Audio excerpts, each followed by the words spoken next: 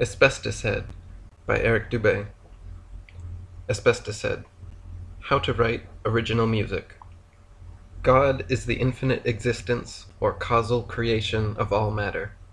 Asbestos Head is a finite congregation of super-specialized matter capable of creativity and rationale, through which he deduces that God is the infinite existence or causal creation of all matter. Asbestos Heads read Hoyle and Hawking, and one of them is right. Either everything that is has always existed, or came into existence at some point in time. One disjunct is true, but Asbestos is unsure which, because he himself is merely a semi-mobile subjective perception unit incapable of knowing objective truth or comprehending infinity. What he does know is consciousness of God's existence is contingent upon such congregations of matter, as is matter's physical existence contingent upon God. Therefore, either God is causal, singular, and separate, an outside entity somehow responsible for his own existence, the creation of the universe, and the creation of other beings to recognize him, or existence is non-causal, plural, parts and whole of all that is, with nothing outside us, because we're all infinite, self-reflexive pieces of God, interacting, changing, acting out eternity. Asbestos's best guess is God is non-causal, and thinks once Occam's razor slits the wrists of an unmoved mover, we'll all be left moving alone together forever, for without God, asbestos is condemned to Gödel's incompleteness, and without asbestos, God is the silent sound of trees falling in solipsist forests. Asbestos is very concerned about religion, so he tries attending the local Gods Anonymous meetings every week, where every weak soul sits in rows, mouth closed, listening to some guy's interpretation of 12 guys' interpretations of some guy's metaphorical teachings from 2,000 years ago. He finds this as useful as a hole in the head, only more damaging to his brain, so he starts studying theology, philosophy, and the history of metaphysics for himself, and finds that it's this manner of introspection, this questioning of the unanswerable, that expands his spiritual awareness and fills him with what some call God's love, some call peace of mind, and others call crawling from the allegorical cave and seeing the light.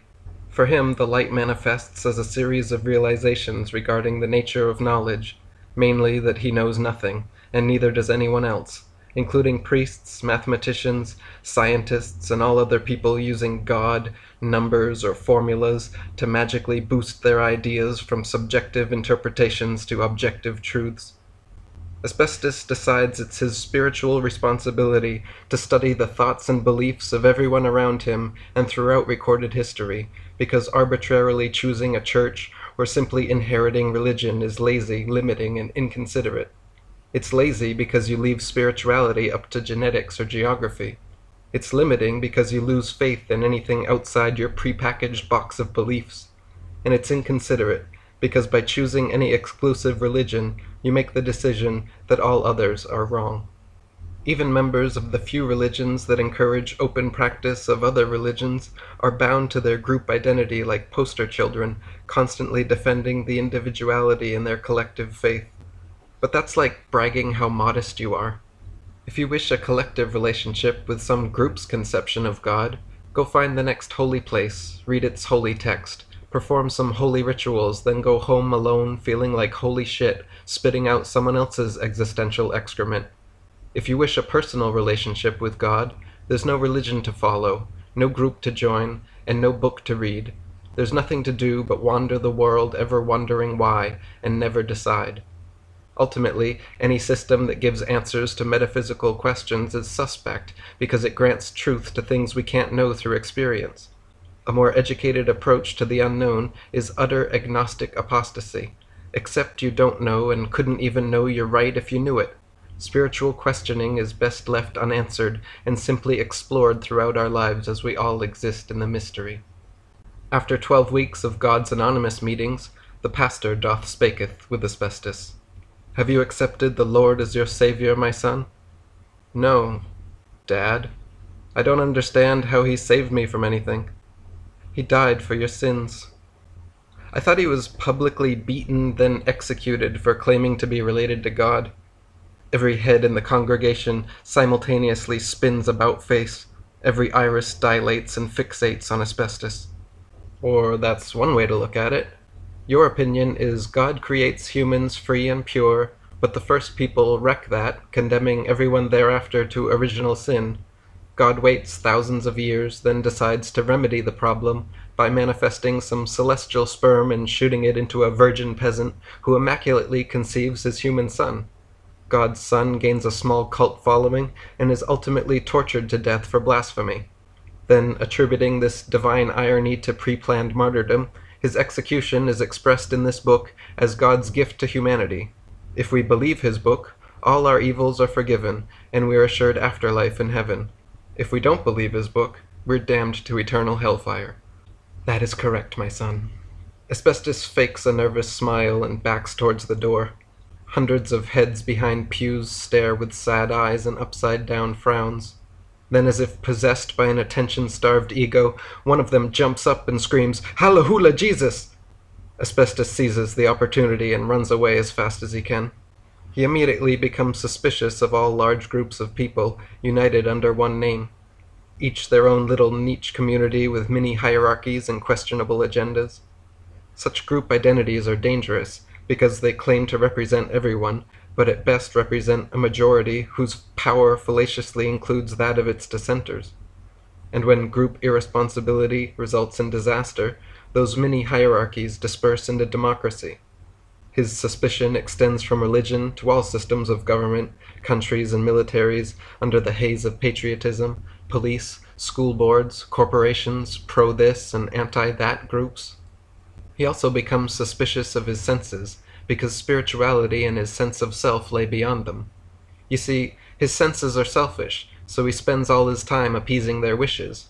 Everything he thinks comes from his senses, and most everything he senses comes from everything he isn't. But at some point he came from some of the something he wasn't, and became everything he is. So somehow, everything he isn't is inextricably linked to everything Asbestos is, including his selfish senses. This makes him think there's something selfless beyond his sense of self, and he calls it love.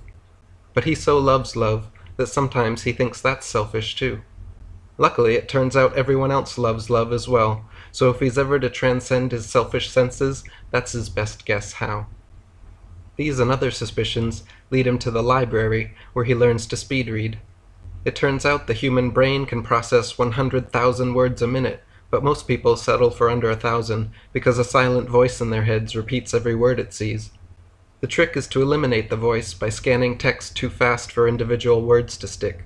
Widen your eyes, scan without focus forth and back down the page, then take chunks of meaning from your periphery and make a mental motion picture. With practice, Asbestos's quest for knowledge carries him from a page a minute to a page a second, to finishing books as fast as he can physically flip. Reading random books by various writers taken out of their chronology feels muddled and impersonal, so Asbestos quickly stops reading books and starts reading authors, reading everything they've ever written in the order they wrote it. Approaching literature this way, he discovers secrets lurking behind the author's words, between the bindings, the white space encompassing everything unwritten, an evolution of meta-expressions which collectively follow authors' lifelong creative struggles through the human condition. He devours wisdom from language, learns things he'd always wondered, is given new ideas to ponder, and sometimes he's so inspired by combinations of words he weeps. The wisdom and insight we've collected impresses Asbestos, and he feels blessed. Asbestos decides the library is his church. All its texts are holy and worthy of worship. Its eloquent architecture is awe-inspiring. He feels a strong sense of communion with everyone in the building. Hundreds of life's parishioners seeking answers, entertainment, and each other, coming together, honoring the authors by reading them, then creating their own holy rituals to revere them, some taking their wisdom and passing it on in dinner discussions, others writing in their own ideas and continuing the scriptures. Asbestos remains suspicious of rituals and his senses, but he can't seem to escape either, and they keep bringing him back to the library. So he appeases his selfish wishes 6 days a week, but on Sundays he fasts. He doesn't speak, read, or write a thing. Most of the day he meditates and tries not to think a thing. But at some point he goes out and finds nice things to do for other people. And whatever it is, he makes sure they can't find out who did it. So everyone's left looking around wondering which of these nice people blessed my life today. He leaves food and blankets with sleeping alley dwellers. sends flowers to people he secretly admires, cleans public bathrooms, picks trash from parks, pays ahead into vending machines and video games. He leaves flowers, books, or baskets of goodies on doorsteps. In the winter, when it's too wet to leave them outside, he even wraps his presents, climbs on roofs, and delivers them down chimneys. He keeps lists of good people that grace his life, and bad people who need grace in theirs, then rewards them all equally. Buying gifts and leaving little goodies everywhere is nice, but a penny for every pauper soon leaves Asbestos with nothing but a mysterious freedom and the realization that philanthropy is a virtue he can no longer afford. Giving away presents, possessions, and consumable products brings temporary smiles to people's faces, but beneath the smiles, the white spaces on people's faces, their background expressions that rarely change, it is this that Asbestos finds access to through the authors. So Asbestos begins to listen like he reads. Between and behind words he hears people's secret prayers and confessions. He momentarily bears the burden of others' suffering so he can cure it. He takes their problems and makes them his own, to see what would he do. Then he offers advice in light of the wisdom shown to him by the authors.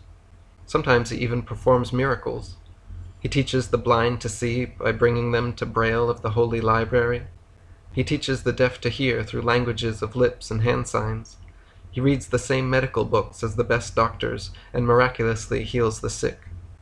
In an attempt to express himself, Asbestos decides to take his knowledge of the authors and write a book of his own. He wants to fill it full of facts and philosophy, thinks it ought to be presented as poetry, with long lines, internal rhyme and alliteration and assonance and repetition, an unyielding stream of phonemes filtered through metaphor and poured over jagged stones of denotation, until like silt or a simile or complex hendiadys gather into connotative pools of meaning, leaving the reader unable to speed read or think straight because their head's silent voice would rather just sit back and practice linguistic gymnastics until the end of the sentence. Unfortunately, his writing ability is below average, so he reads a poorly written book on how to write well, called Do As I Say, Not As I Do. The author acknowledges his inability to create an interesting tutorial on how to write interesting work, but still proceeds with the paradoxical project. He admits the book's format tedious, the text dull and unimaginative, but insists the consequent knowledge gained from struggling through will give any reader the tools necessary to write an original masterpiece. Asbestos thinks the book's worse than good and better than bad, but isn't satisfied with saying so, so he doesn't. All other books about books don't help either, so Asbestos tries to express himself another way. First he teaches himself to read music, then plays on the library pianos. He studies music, history, theory, composition, and jazz from the masters, practices chords and fingering, methodically memorizes classical masterpieces until they flow from his fingers like musical messages from the dead. For months he's moved and inspired by the passion of past players. Then one day he loses interest in others' music and never plays another written note. Instead he devotes himself to the music of his moments, composing angry apocalyptic cacophonies, lonely harmonious nocturnes, excited melodic vibrato arias, whatever else comes naturally at that moment, and never again plays the same thing twice. Each night on the third floor he composes impromptu moonlit serenades that flow from his fingers without a thought, like musical messages from the soul. Tonight, just outside in the parking lot, there's an animated stranger walking tight circles around a manhole cover. He notices Asbestos's presence, approaches, eyes bulging out of his head, and frantically says, "Pinhead. Absolute relativity." I love circles, man. I don't even believe in straight lines. I talk circles, walk circles, all circles, concentric circles, Sevian circles, pseudo-circles, semicircles, circumcircles, never circles, man. Do you know any meaningful mathematical manipulation of circles involves an irrational infinite number? Every circle and ellipse in existence is crossing chaotically in 3 dimensions like a fucking gigantic fractal gyroscope in perpetual motion. Think about it. Moons orbit planets, and planets orbit stars, and stars orbit galaxies, and galaxies orbit universes, and orbits orbit orbits, or better yet, orbits are bits of God spinning his ellipses into eternity. Dude, there's no graviton. Gravity's just universal centrifugal force. Every time I leave, I always come back. I can't escape the circles. I tried that, and came back by accident. I walk circles, talk circles. I don't even believe in straight lines. I love circles, man. Pinhead plops down curbside and stares at the stars for a few seconds, then offers Asbestos a small black flask, saying, "Insouciance juice makes you loose, man." Asbestos accepts and swigs a swallow, then reads the silver engraving aback the flask. Manifestation. Man infestation. Man in frustration. Manning front station. Pinhead grabs the flask back, then drinks to humanity, saying, "People who don't both wonder what they think about and wonder why they think what they think about wonder why thinking seems so productive for some people. I wonder why you think that." Think what? Think thinking is so productive in a world without absolutes. Wonder's not an intellectual activity. That's circular, dude. You can't say absolutely there aren't absolutes. We're subjective beings condemned to relative knowledge. If there were objective beings, they'd be condemned to absolute knowledge. Without an omniscient being telling us, our only accessible truth is the sum total of human opinions. So the only thing I believe absolutely is if there are absolute truths, I'll never know them. And what if there is an omniscient being? If there is an omniscient being out there purposely remaining outside our perceptions, I don't trust him. Me neither, man. If God exists, he's hiding from us, or hiding us from him. Either way, he's got something to hide, and I don't trust him. Asbestos Head snatches back the insouciance juice and says, "The way I see it, people have created languages, religions, sciences, and mathematics in an attempt to discover a method that can both find objective truth and make it undeniably so to all subjective interpreters. The catch is our subjectivity allows for skepticism even in the face of absolute truth. If God comes to me and tells me all the ultimate answers, I may still choose to disbelieve what he says, or that he's even God. The only way he could prove it to me is to make me omniscient like him, so I'm unable to disbelieve truth. But in creating another omniscient being, separate from himself, God's own omniscience is compromised, and objective truth rears its subjective limitations." Exactly. If we're separate from God in any way, everything he stands for is a useless thought experiment. But I suppose if God's omniscient, he doesn't need to speak truth, he just snaps his fingers and makes you believe. No way. I believe a component of genuine knowledge is the ability to express it in any medium. I say if truth can't be spoken, we can't claim to have knowledge of it, and anything said to be known without the ability to be expressed holds no meaning for us anyway. Asbestos sips the sauce. "So do you believe in God?" "I don't know, dude. What does it even mean? Do I think there's some omniscient super being? Not really. But I don't know there isn't one either. I think I can't know. That's what I think. And as for belief, I believe anything I think I can't know isn't worth just blindly believing, because that kind of faith is misleading. Any belief that's empirically unsubstantiated creates a rift in your reality.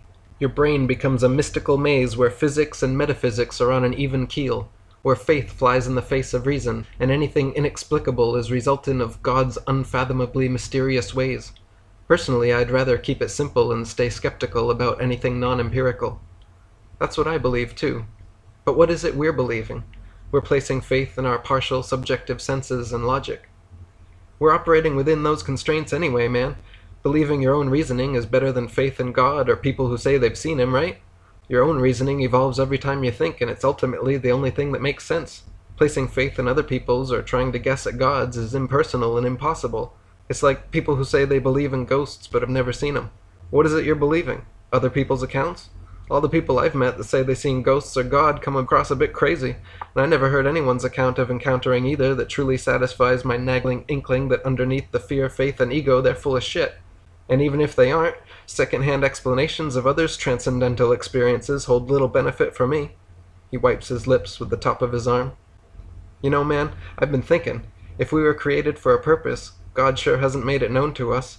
But if we weren't created by an intelligence, and instead by some coincidental physical phenomenon, our existence is just a fluke anyway, and our lives are completely meaningless. Asbestos smiles. You know what I've been thinking? What supreme purpose could God impose on humankind that could magically detrivialize our existence?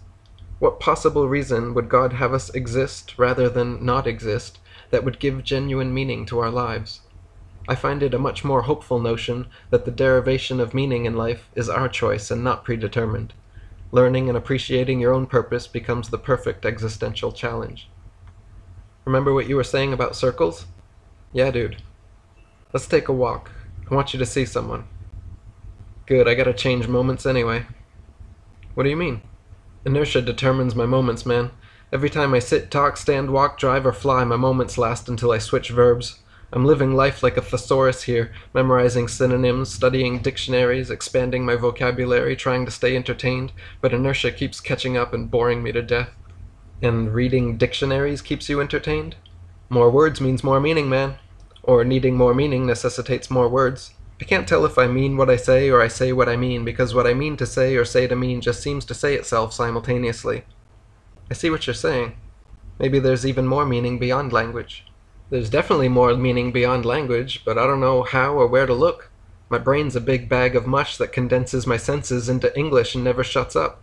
I've already got a dictionary, thesaurus, grammar reference, and pronunciation guide hardwired into my hardware. I can't get them out or even access the source code because my programmer hid the files.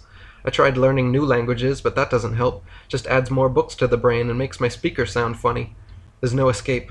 I was born already involved in language, man. I blinked, remembered what I saw, then screamed, "My surroundings are all around me," and haven't stopped thinking since.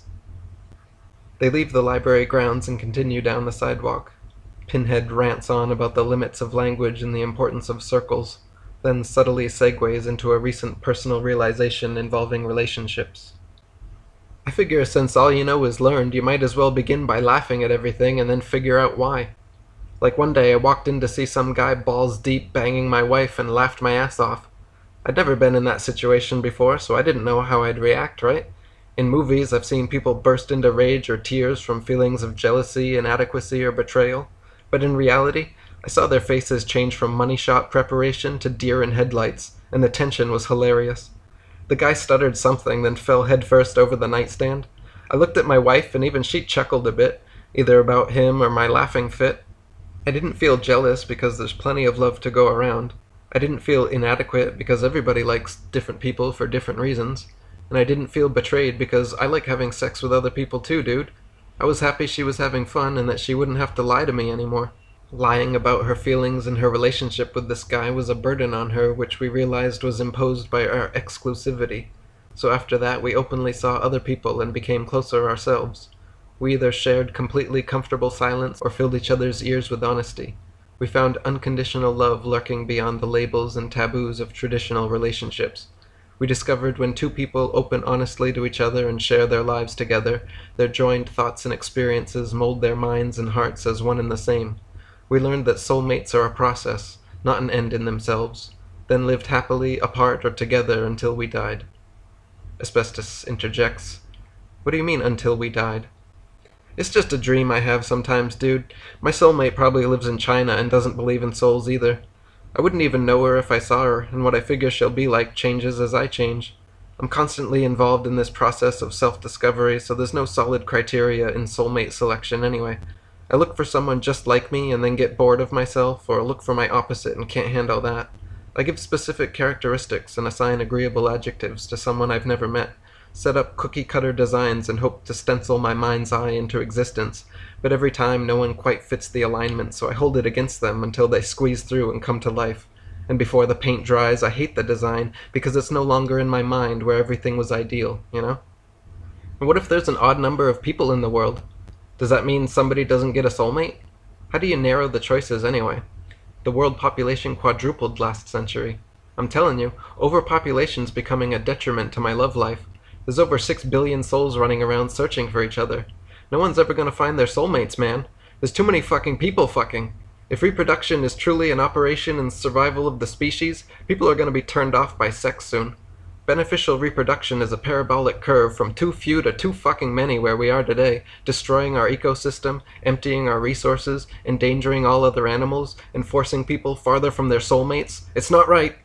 We've had to revert to forms of mass communication to keep people company, mass transportation to keep people moving, and mass hysteria to keep people sane. All this technology and these superhuman institutions we've created are distracting us from each other, and we're getting too good at being lonely. I say multi-child parents in today's overpopulated mess are being transgenerationally selfish. Humans are 100 times more prevalent than the next most species in our weight class. The exponential population growth we've seen in our species mimics the same relationship as many others throughout history, ending in a drastic decline. Mathematicians approximate our asymptote is within this generation. Tuck your children in and sleep tight tonight. As the two turn a corner, 20 televisions staring out store windows blare obnoxious sights and sounds onto the street like a bright specter of impending entertainment.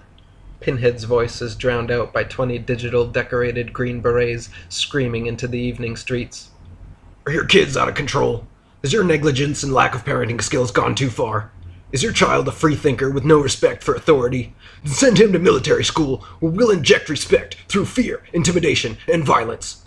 Your son will acquire valuable skills like hospital corners, hiding emotion, firing weaponry intended for human targets, surviving on freeze-dried foodstuff, taking a good beating, and standing up really straight. In no time, your son will become tacit and reserved, his life ordered and meticulous from months of arduous brain conditioning. He'll learn values like obey supposed superiors and it's okay to kill for your country, all while playing the position of a powerful political pawn in international chess. He'll soon think the secret of life is structure instead of acceptance. He'll know his life's purpose is enforcing his structures on others, then defending them to the death, instead of staying present, passionate, and utterly acceptant. Meanwhile, the mother structure will instruct him to kill in defense, others instructed to kill him in defense, continuing the worldwide proud patriarchal patriotic cycle. Also, don't forget, he'll come striding home twice a year in those sharp army-issue formals. Watch out, ladies. He only looks polite and apathetic on the outside. Inside, he's searing with repressed rage, looking for someone of his own to control through fear and violence. We encourage you to travel the world, see new sights, meet new people, and kill them for freedom, for country, for fun, sport, realistic video game training, or as a creative outlet for post-teen angst. Join the American military, fighting to sustain the cost of capitalist freedom and enforcing it overseas. Figurehead. People in houses. Figurehead begins his career doing statistical analysis of complex matrices, then fuses fractals with chaos theory and proves Euclidean geometry incompatible with Einsteinian relativity. He even publishes outlandish proofs for Riemann's hypothesis and Goldbach's conjecture involving logarithmic properties of infinite infinities and determining prime probabilities. The institution frowns upon his conclusions and shrugs them aside, but he continues to fund his research, traveling as a motivational speaker. Tonight's talk: Apeirophobia, the fear of infinity. Good evening, folks. Forms are a fallacy of human perception. We label repetitive manifestations necessitated by the system as separate but similar entities, when in fact nothing is separate, and so everything is similar. The universe, everything that is, our mass of matter in motion perpetually molds and shifts, adapts and changes, repeats as a constant result of itself, but never fully separates into an other. It is one. You and I, the stars and space. If you blur your vision long enough, forms disappear, and you are left with nothing but a mass of color and motion. There is no word that describes the blur, but perhaps you make one up. Then you make a habit of making up words for blurs, and start recognizing similarities. You label tree blurs, rock blurs, other animal blurs, and maybe even atom blurs. This allows you to compare and categorize, make judgments, and express artistic concerns about the blurs, but the fact remains that the boundaries between blurs are perceptual, not actual. We know no two trees, rocks, animals, or atoms are exactly alike, but if no two things are exactly alike, we have no way to measure what constitutes one thing or its other. If no two things are exactly alike, then there must be only one true form that is everything. We know that subatomic particles are constantly in motion, but on a smaller scale than we can perceive. We know that the planet beneath us is constantly in motion, but on a larger scale than we can perceive. We know the universe is perpetually changing and in motion, but we perceive most things as unchanging and still. Then we use language to label this fallacious stillness. We recognize similarities in the stillness, and create categories and definitions. We forget all about our faulty premise and attribute a priori importance to these forms we perceive, though in fact knowing no two things are truly separate, and everything's constantly moving. Asbestos and Pinhead walk in the auditorium's side entrance and have a seat. You there, how many numbers are there between 0 and 1? Asbestos smiles and answers, there are no numbers between 0 and 1. That's right. Now how many between 1 and 2? None again, unless you count decimals. So there are no numbers between consecutive numbers in our counting system, unless divided into fractions of themselves. Decimal point included, how many numbers between 0 and 1? After the decimal, there are an infinite number of numbers. So integers perceived as whole remain consecutive, but once conceptually fractionated, are necessarily separated by infinite possibility.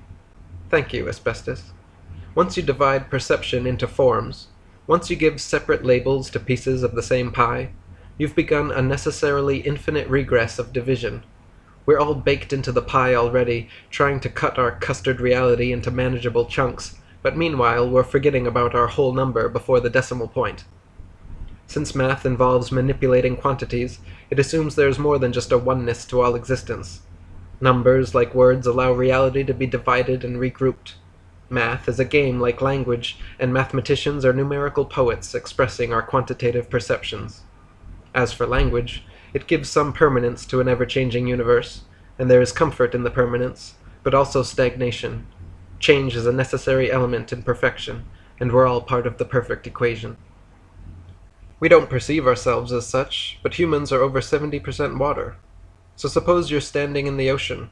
Where do you draw the line between the water that encompasses you and the water that composes you? As you stand, the ocean sinks into your pores, gets swallowed and lodged in your orifices. Meanwhile, thousands of skin cells and millions of your molecules float away into the ocean. At what point does the ocean start being you, and when do your skin cells start being ocean? For that matter, why is your water alive but the ocean's isn't? But that's a whole other issue. Even if your water's not wet, standing on dry ground, every millionth of a second, trillions of your atoms are replaced by surrounding atoms. Then as you breathe, you become and feed upon the molecules around you. When does the air cease to exist out there and become part of you? When it passes your lips, or when it hits your bronchioles, or only when the alveoli suck out the sustenance? Food, air, water, bacteria, everything that surrounds you is constantly coming into and leaving from your body. In fact, you preserve your human existence by consuming these things around you. You even eat the lives of others in such a way that it's impossible to say when the things you consume stop being deliciously prepared plants or animals and start being you. Is it the first greasy atom that interacts with your Kentucky Fried fingers, or the first savory swallow that shrinks through your sphincter, or only when the proteins and complex fats break down and feed your hungry cells? At what point are you separate from everything else in any meaningful sense? There is no you in you, and there's no out there. There's only one life, one consciousness, one source of matter and energy, and it is eternal, and it is everything. It is God, and you are God, constantly creating the world anew every instant. When writing this lecture, my word processor kept showing a grammatical mistake when I typed the tautology, "nothing is nothing." It suggests I replace the second nothing with anything. Nothing is anything. Scientists see no boundary to the universe, no center of expansion, nor do they know what the universe is supposed to be expanding into. But it's both necessary and contradictory for there to exist infinite nothing outside a finite universe. Thereby, inflationary cosmology's potential something they call nothing defies its definition upon existence. The only reconciliation is to agree with my word processor. Nothing isn't nothing. Nothing is anything, and the anything's infinite. Now this is important. Big Bang theorists think the universe is finite, yet began as an infinitely dense, hot, and infinitesimally small singularity. The theory also maintains that since then the universe has been expanding and cooling. This means shortly after the space-time singularity, certain aspects of the universe, heat, density, and size, somehow changed from infinite to finite. We must either accept this mathematical impossibility, or that space-time singularities are extremely small, hot, and dense, but are not infinitely so. And if this is true, it means at some measurable heat, size, and density, all physical laws break down. Like at 100 googolplex degrees, 100 googolplex grams per negative cubic centimeter, all laws of temperature and density hold, but at 100 googolplex and 1, everything changes, allowing space-time itself to enter or exit existence. Big Bang theorists also think the universe is between 10 and 20 billion years old. We've recently discovered huge galaxies and quasars 15 billion light-years away from us. Based on Einstein and Hubble's own equations, this means that 15 billion years ago, the fabric of space-time was stretched at least 15 billion light-years across, and gigantic celestial bodies were already formed. These are both quite incompatible with current inflationary cosmology, To top it off, we can't observe the redshifting of galaxies beyond the Hubble radius because they're approaching and possibly breaking the light barrier at the very bounds of our perception. Theoretically, we're left with few options. Either galaxies break the light barrier past the Hubble radius where we'll never see them, or they mysteriously disappear for another reason, because we don't yet see a boundary, just the infinite anything. Everything in space rotates round-bound in elliptical orbits or swings unbound in parabolas and hyperbolas. The Earth spins on its axis at 1,000 miles per hour, around the Sun at 66,000 miles per hour. Our solar system orbits the Milky Way at 500,000 miles per hour, and the galaxy speeds through the known universe at millions of miles per hour. Then the known universe likely orbits another larger, more central entity at an even greater speed, etc. I highly doubt this fractal trend of orbital motion ends in the mysterious, non-orbital expansion from a singularity. And if so, what resultant force from the Big Bang is responsible for beginning both space-time's expansion and matter's orbital motion? For the outward expansion of space-time and the orbital motion of matter to coexist in the same universe, the original acting force either exerted its power in a spiraling, circular pattern, or matter mysteriously developed the motion on its own. Whichever way, the spiral and other fractal shapes are abundant in nature, and I suggest the logical progression from quantum physics to cosmology suggests not the expansion of a singularity that defies causality, physics, and mathematics, but instead a timeless, fractally infinite and infinitesimal universe in perpetual centrifugal motion around itself. Logically, if you divide a second in half and in half again and again, this process continues forever. Likewise, if you divide a chunk of matter in half again and again, there should always be half your last division left over. And mathematicians agree that any number but zero may be divided ad infinitum. Quantum theorists, however, think the process of dividing time and matter reaches its end long before infinity. At some point far past their ability to see, they claim there's a fundamental particle of matter and a fundamental unit of time, of which there is nothing smaller or shorter. Since it's crucial to higher math, but impossible to prove or disprove, mathematicians assume infinity in their equations. Likewise, science can never prove nor disprove the necessary fundamentality of any supposed fundamental particle, but every time someone gets a new microscope they think they've found the end. I propose, instead of always supposing they've reached the limit, why don't scientists take after mathematicians and assume infinity in their experiments? By all means continue the further telescoping and magnification of matter, but concede that each time we've seen further into the macro and micro unknown, technology throws down the gauntlet and God picks it up with seemingly infinite resources, from galaxies and quasars to stars and planets, moons down through molecules to atoms and protons and quarks and gluons and so on and so forth. The fractal unknown forever taunts our limited perceptions from afar, no matter how deep we reach, so why not assume infinity until we're somehow given real reason not to?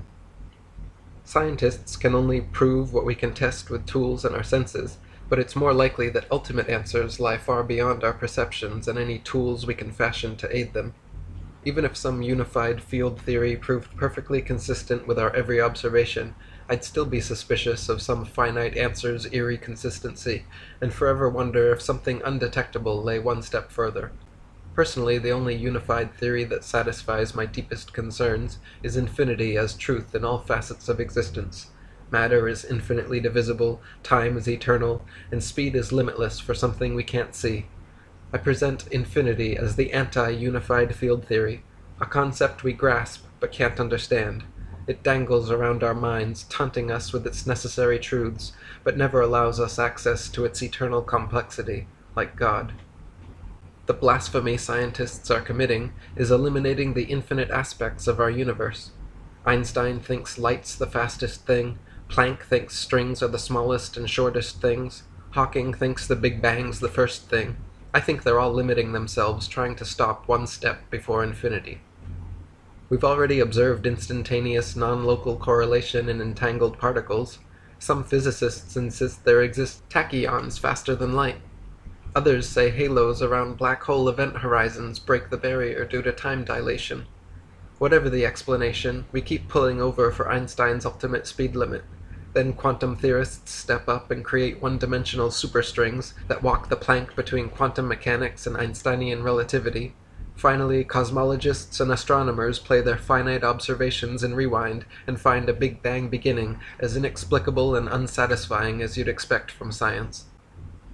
The frantic search for fundamental particles, universal boundaries, other endings, and attempts to finitize the anything into sets of symbols shows a human fear of infinity that's driven many crazy.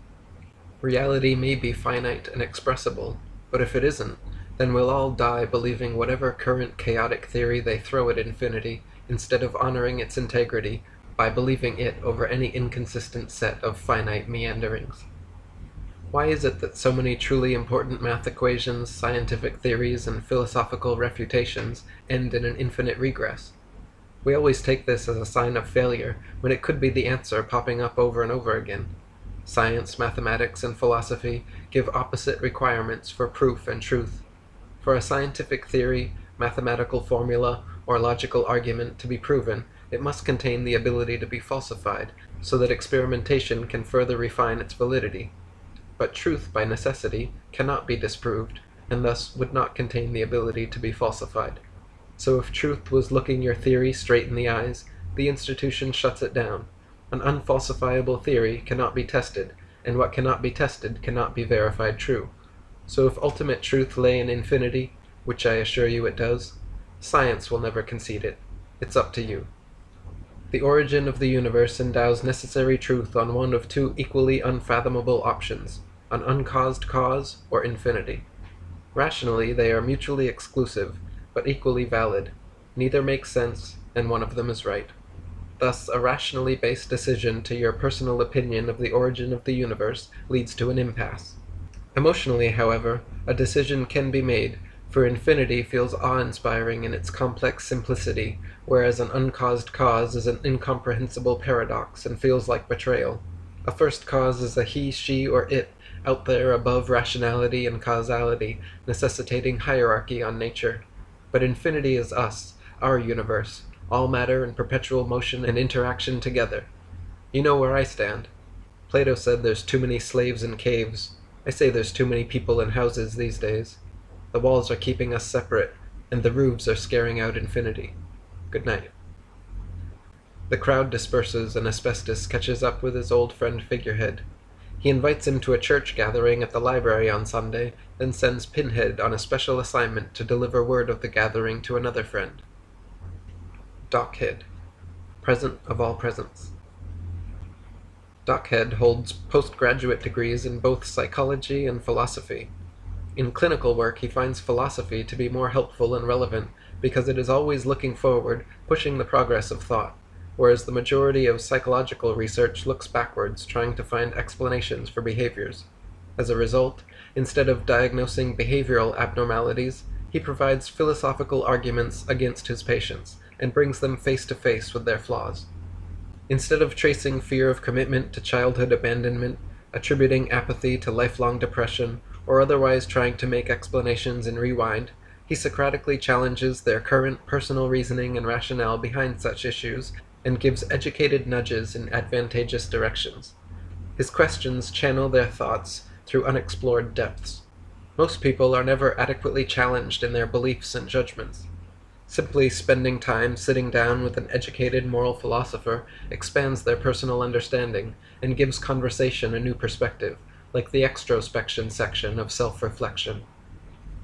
Pinhead schedules an appointment and buys an hour of Asbestos Head's friend's clinical time. He enters the office, sits down, and stares at Dockhead. The good doctor says nothing, and simply sits motionless, smiling. So what service exactly do you provide your patients? I listen without judgment, then speak what rises to be spoken. Who says your non-judgmental speeches rising to be spoken are worth 50 an hour? You do. Oh, it's like that. Okay. Then listen quickly, because I want one hell of an insightful, non-judgmental speech out of you before the hour's up. Here it is. My main psychological problem has remained the same as long as I can remember, and no matter how many books I read, no matter how outwardly I educate myself or introspectively I explore myself, one fundamental facet of existence continues to cloud my quartz-clear conscience. What is it? Confusion. About what? I don't know.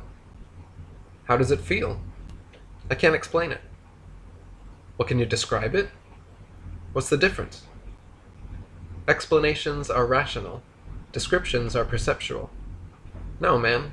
I can't describe it either. It doesn't even translate into language. Then I can't help you. What? Why not? I can help you arrange the words, but actual comprehension, piecing together information, metaphorical meaning, reading subtle connotations, all internal connections and translations are up to you. And I guarantee that's where the confusion comes from. There's no way that's it. I've read more books than you've taken shits. My internal monologue is like an after-party at the Royal Shakespeare Academy. I've got the linguistic repertoire of a cyborg, and you think my confusion comes from comprehension? Regardless, the limitations of language aren't my only problem. It's perception too, dude. My speaker barely projects 60 decibels, and my mic can't detect sounds over 20,000 hertz.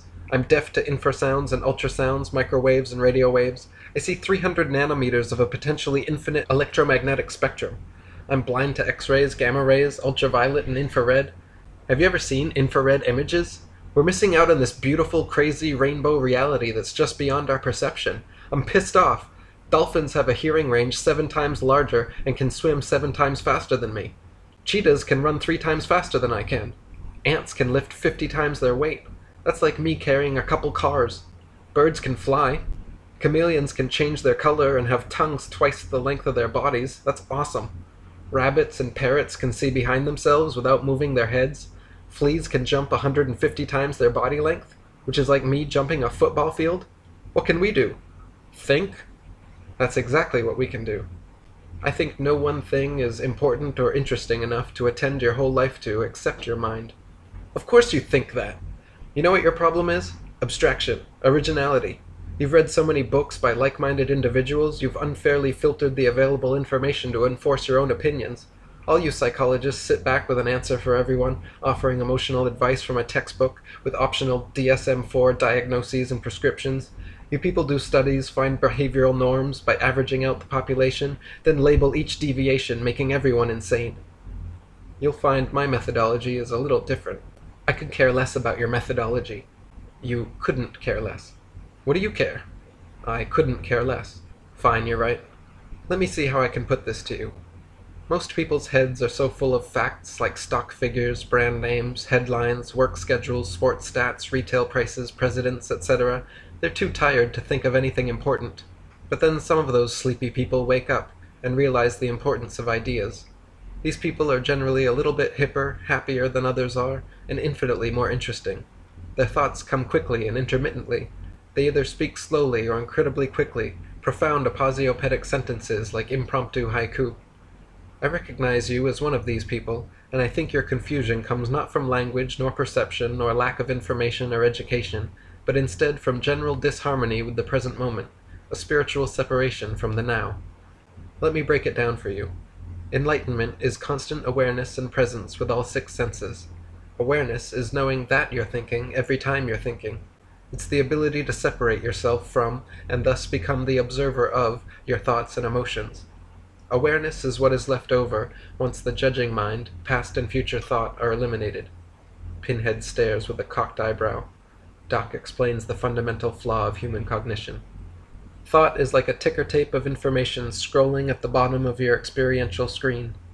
It contains memories, observations, to-do lists, other relevant information about your situations, and always prepares the next thing you say. But often that feedback is negative, destructive, stressful, or just plain annoying, and people addicted to reading bad news off their ticker tape must learn to shut it off. If you have an idea, humorous or positive feedback, or anything advantageous to your present experience, then allow yourself to think. However, if your thoughts are frustrating, negative, repetitive, or any time you'd rather just relax and stop thinking, you need to be able to do that. The problem is we can't just think about stopping thought and magically stop thinking. That's where meditation steps in. Without practice, we can't keep focus off our ticker tapes for long, so thought naturally comes and goes every few seconds. Unfortunately, every time it comes back, it does so unconsciously, and remains that way until you directly acknowledge the fact that you're thinking. Most people allow their thinking to go unchecked, and completely identify with every thought entering their head. But your thoughts are not your own. They come of their own accord, and do not define you as a person. You can always stop thinking, or change the way you think at any time. True understanding and practice of this results in complete disidentification with thought. Awareness. Try it. Just sit there, and every time you think, say out loud, "I'm thinking right now," then stop thinking. Just stop. It will come back in a matter of seconds, but you'll become systematically self-aware, and this is the front door to enlightenment. Pinhead rolls his eyes closed, purses his lips, and exhales through his nose. I'm thinking. I'm thinking. I'm thinking again. Again. Again. Again.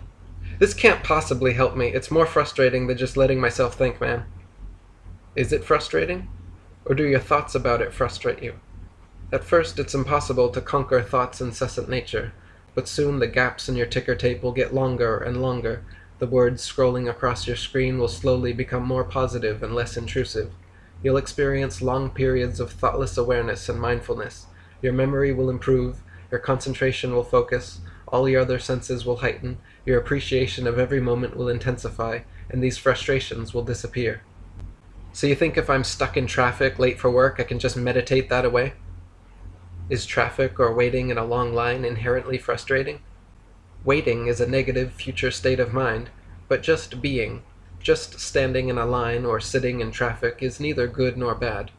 Even if you have somewhere incredibly important to be, it's irrelevant, and blaming other people won't help. Thinking about how your plans for the day are being ruined with every unaccounted for second won't help. Being at peace with what is at every moment is the only thing that helps. Stop thinking. Look around and find something to appreciate while you're stuck in traffic. Intentionally stop or change your thought patterns instead of incessantly frustrating yourself with the same thoughts. You have the power to appreciate every moment of your existence. Some are more challenging than others, but the secret lies in always enjoying what you're doing, not always trying to do what you enjoy. The doc lights a large candle. This is an ancient meditation and concentration technique that increases awareness and lengthens attention span. I'm going to dim the lights, and I want you to focus on the flame for a minute. Just be with the candle, watch the dance of the fire and smoke, smell the scented oils, and hear the slight coming and going of background sounds around you, disguised as silence. Now close your eyes and continue to envision the flicker of the flame in your mind's eye. If thought enters, your mental flame extinguishes. Open your eyes and try again. Pinhead slams his hands on the armrests and points a finger at Doc. Hey, I bought an hour of time to experiment on you, not the other way around. Let's put that candle out and switch seats. Now quick, what's the last thing you remember? What I was just thinking before you said something. Now what? What I just said. Now what? The same thing. No, it's different. Now what? I'm starting to remember getting annoyed. There it is. What? Why are you annoyed? What do you mean? I mean, you're promoting these new age nirvana techniques for a blissful existence, but your ticker tape can't even stay positive with me for more than a few seconds. Well, maybe if you chose a more positive emotion than annoyance. I didn't choose it. You did, asshole. Alright then, we'll go along with this. What's your problem with me? I just really hate the general arrangement of features on your face. Somewhere between their proportion and placement and my aesthetic edification, your facial structures and expressions upset me. Sitting here, I've even theorized into your quantum ugliness and feel really bad for your atoms, especially those outer-shelled electrons swirling ugly circles around your skin, longing to bond with any anion. I see. And what else do you hate? About you? Not about me. Lots of things. I hate how beautiful girls tend to be stupid. I hate how so many people live their lives like this ostentatious display for some unforgiving audience. I hate it when my leg cramps during an orgasm. I hate it when people say, "It's always the last place you'd look." Of course it is. Why would you keep looking once you'd found it? I hate the word luncheon. I hate when rich people dicker. I hate Bill Gates for the same reason I hate the Sultan of Brunei, and it's got nothing to do with money. I hate money. And I hate the concept of ownership. The very notion should seem childish, but powerful children in history have taught us to strive for personal ownership, not communion. I hate religious fanatics, missionaries, and anyone discontent in keeping their faith to themselves. I hate radically uneven distributions of power among people and species. We're the only animals that breed and cultivate others for consumption. We've even chained down and genetically mutated species for meatier meat to eat. I hate it when the underdog loses. I hate that the winners write history. I hate that scores are more important than plays of the week. I hate sports fans, patriots, and all rally mentality among people united by coincidence. I hate all forms of government, but think anarchy is limiting. I hate that. I hate that inspiring, perplexing, philosophical mysteries remain unexplored, while human-created mini-mysteries make bestseller lists. I hate it when writers write about writing, or that they're writing, and how difficult or transcendental that is. I hate watching obese people eat sweets.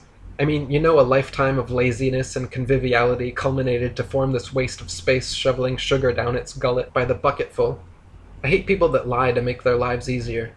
I hate saying goodbye to people I'll never see again. I hate saying hello to people I see every day. I hate how technology perfectly coincides with warranty expirations. I hate that we need visas, passports, permits, and other people's permission to travel or live somewhere else. I hate the persuasive power of logical fallacies. I hate the gradual disappearance of the word thrice. I hate when people forget the pleasure of the pursuit and settle for mediocrity. And I hate all people who make generalizations. I see. Including yourself. Yes. Just checking. Let's stay with this train of thought, but switch to love. Love? What do you love? Lots of things, man. I love circles. I love bathing in hot tubs with a glass of ice water. I love fireplaces on cold nights and air conditioning on hot days. I love laughing so hard you make yourself cry, or crying so hard you make yourself laugh. I love perilous adventure and narrowly avoiding disaster. I love losing track of time. I love how there's no truth, you can't prove to me otherwise, and the course of indecision is up to us. I love karma's intangible presence in all situations. I love the variety of whimpers, moans, and screams that escape from lovers' lips during those seconds of postcoital perfection. I love it when you stand up too fast and black out like a whippet from God. I love psychedelic drugs. I love literature and the arts. Heroic verse, epic poetry, forgotten philosophies, none of it's lost on me. I love that stuff. I love singing and dancing when nobody's watching, or I'm too drunk to care. I love being in the zone with sports. Pinhead glances down at his watch. And I'd love to keep shooting shit with you, but I've got a night pass. Truth be told, I'm only really here as a messenger from our friend Asbestos. He's otherwise engaged with some female friend, so he sent me to invite you to a religious gathering at the library on Sunday. Doc raises an eyebrow. I don't know what it means either. He just said to be sure you'll be there. The eyebrow lowers and Pinhead stands up to leave. Hey, what's a night pass? Didn't you know? They just turned all subways into nightclubs. The bums and businessmen were rubbing elbows anyway, and one day they just started dancing. Dancing, singing, drinking, bringing musical instruments and boomboxes on board for impromptu parties. So they replaced seats with swivel stools, dropped a few disco balls, installed neon strobe lasers, and added on a couple bar cars. Today's Techno Tuesday. Got hip-hop Wednesdays, non-stop 80s rock Thursdays, rapcore Fridays, weekend hard house blend, and psychedelic trance Mondays. I'm going right now if you want to come. I think I'll pass. Your loss. Matryoshka Head. Barbie Doll Blues. Matryoshka's a walking contradiction, wearing high heels and low-cut shirts, oversized bras and miniskirts. She has dyed hair, collagen lips, silicone breasts, methacrylate nails, a plastic face, a lipo-sucked stomach, and longs for true love. She reads self-help books written by other people. Her diaries are connect-the-dots of days with extravagant descriptions of her mediocre existence. Her photo albums look like laminated stationery, showcasing various backgrounds with her smiling mug in the middle. When she shows everyone her albums, and she shows everyone her albums, every picture is prefaced, "This is me," at some place. Matryoshka loves possessions more than she loves people, so she shrinks everyone into microcosms of themselves and arranges them on shelves. She has shelves for enemies, acquaintances, boyfriends, girlfriends, a high shelf for her best friends, and an empty one for her future husband. As with all collections, her sole purpose is to hoard the most and the best, so her focus is always on what's next. When Matryoshka's not collecting dolls, she likes to don her latest designer tackle box and hit the mall to fish for compliments. She always buys the best bait, but hates to get her feet wet, so she just waits with her big bobbers and shiny lures until some prickly pickerel puckers up his best fish face for a slimy kiss. Once she pulled the pole early to hook a handsome salmon, nibbling her worm, only to have him eat his fill then sever the line. Since then she's taken up fly fishing and only caught shadows. The experience leaves her feeling empty and hollow, so for structural reinforcement she finds two smaller followers called friends that fit inside her. Their relationship is selfish and superficial, but reciprocal. They rely on her exterior to attract attention, and she relies on their interior to fill the hole inside her. Sometimes they come out to play, but usually just stay tucked up, fucked inside, agreeing with everything she says because they want to remain friends, and enemies are anyone that disagrees. Every morning she awakes to an alarm clock, then watches TV until the car radio. At work she gossips, gabs and babbles, small talks and chit-chats about shit like this and that until it's time for the all-talk drive at 5 Hour Live. Then back home she divides her attention between the television, computer, and cell phone until it's time for the alarm clock. She's never experienced comfortable silence, alone or with another person, because she avoids it. She's scared of silence because that's when minds thrive and hers is toxic.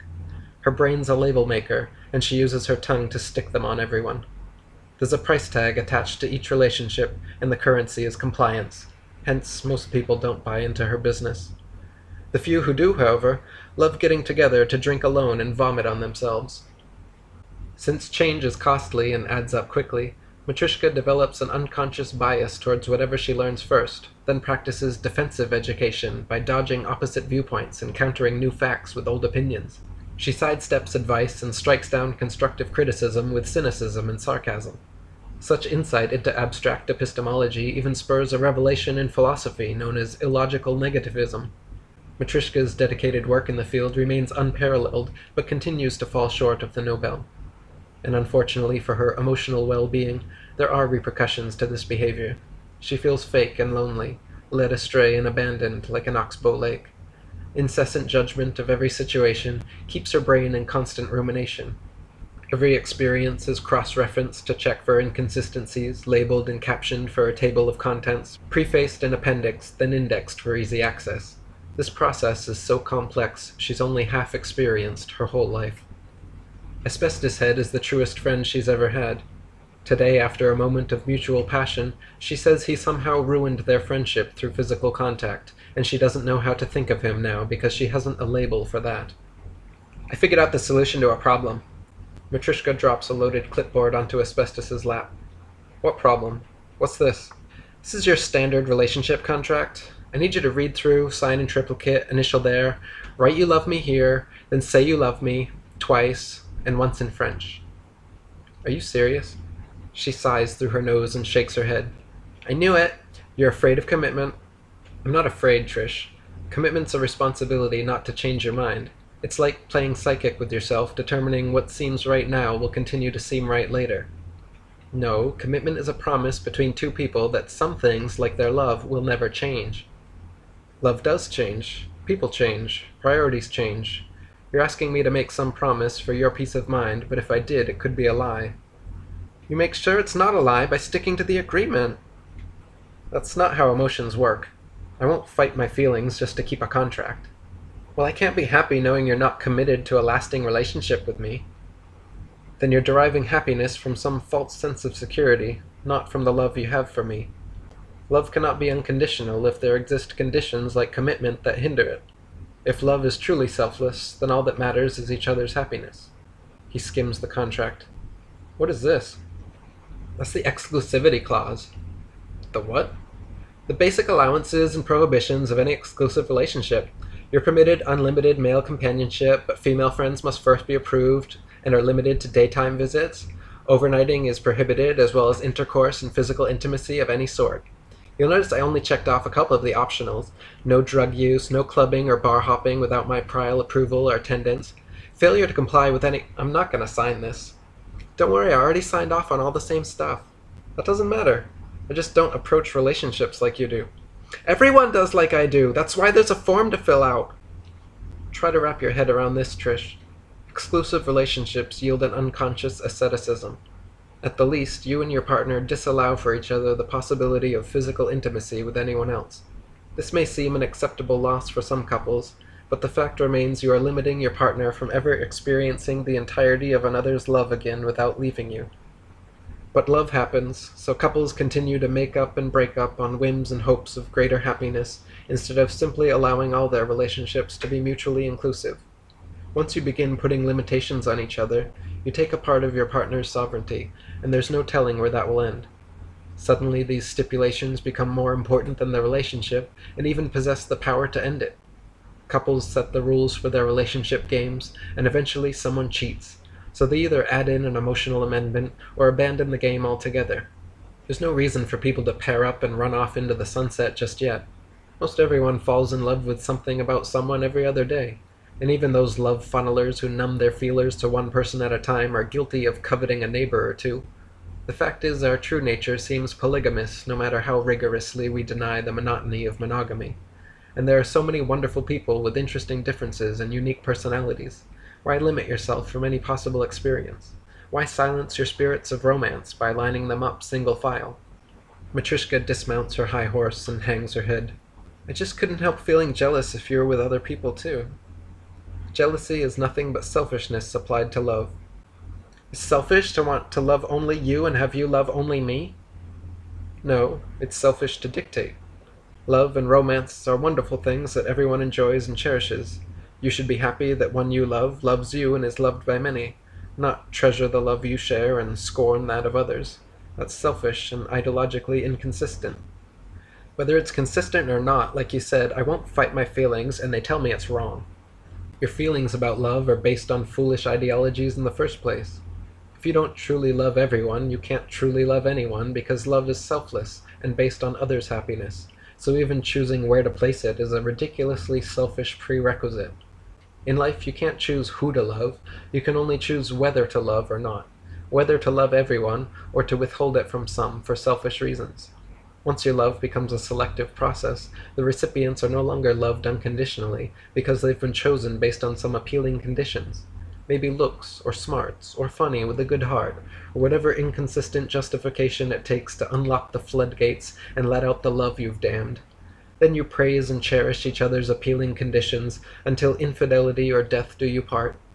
Meanwhile, time flies and your damned love well dries up, leaving little for everyone else in the world.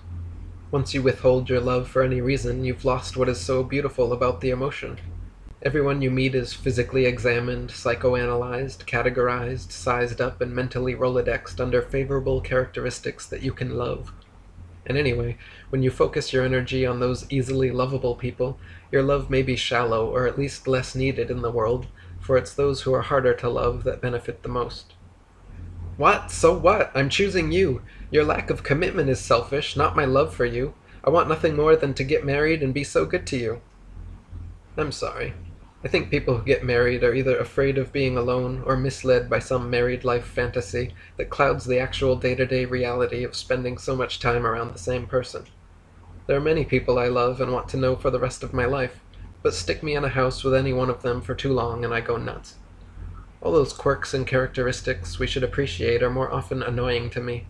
I find it harder, not easier, to love someone I'm around all the time. Think about it. New relationships are interesting and exciting. We can experience new personalities, perspectives, and have sex with new people. Old relationships are cozy and comfortable. We can speak with glances, share memories, and know exactly what we like in bed.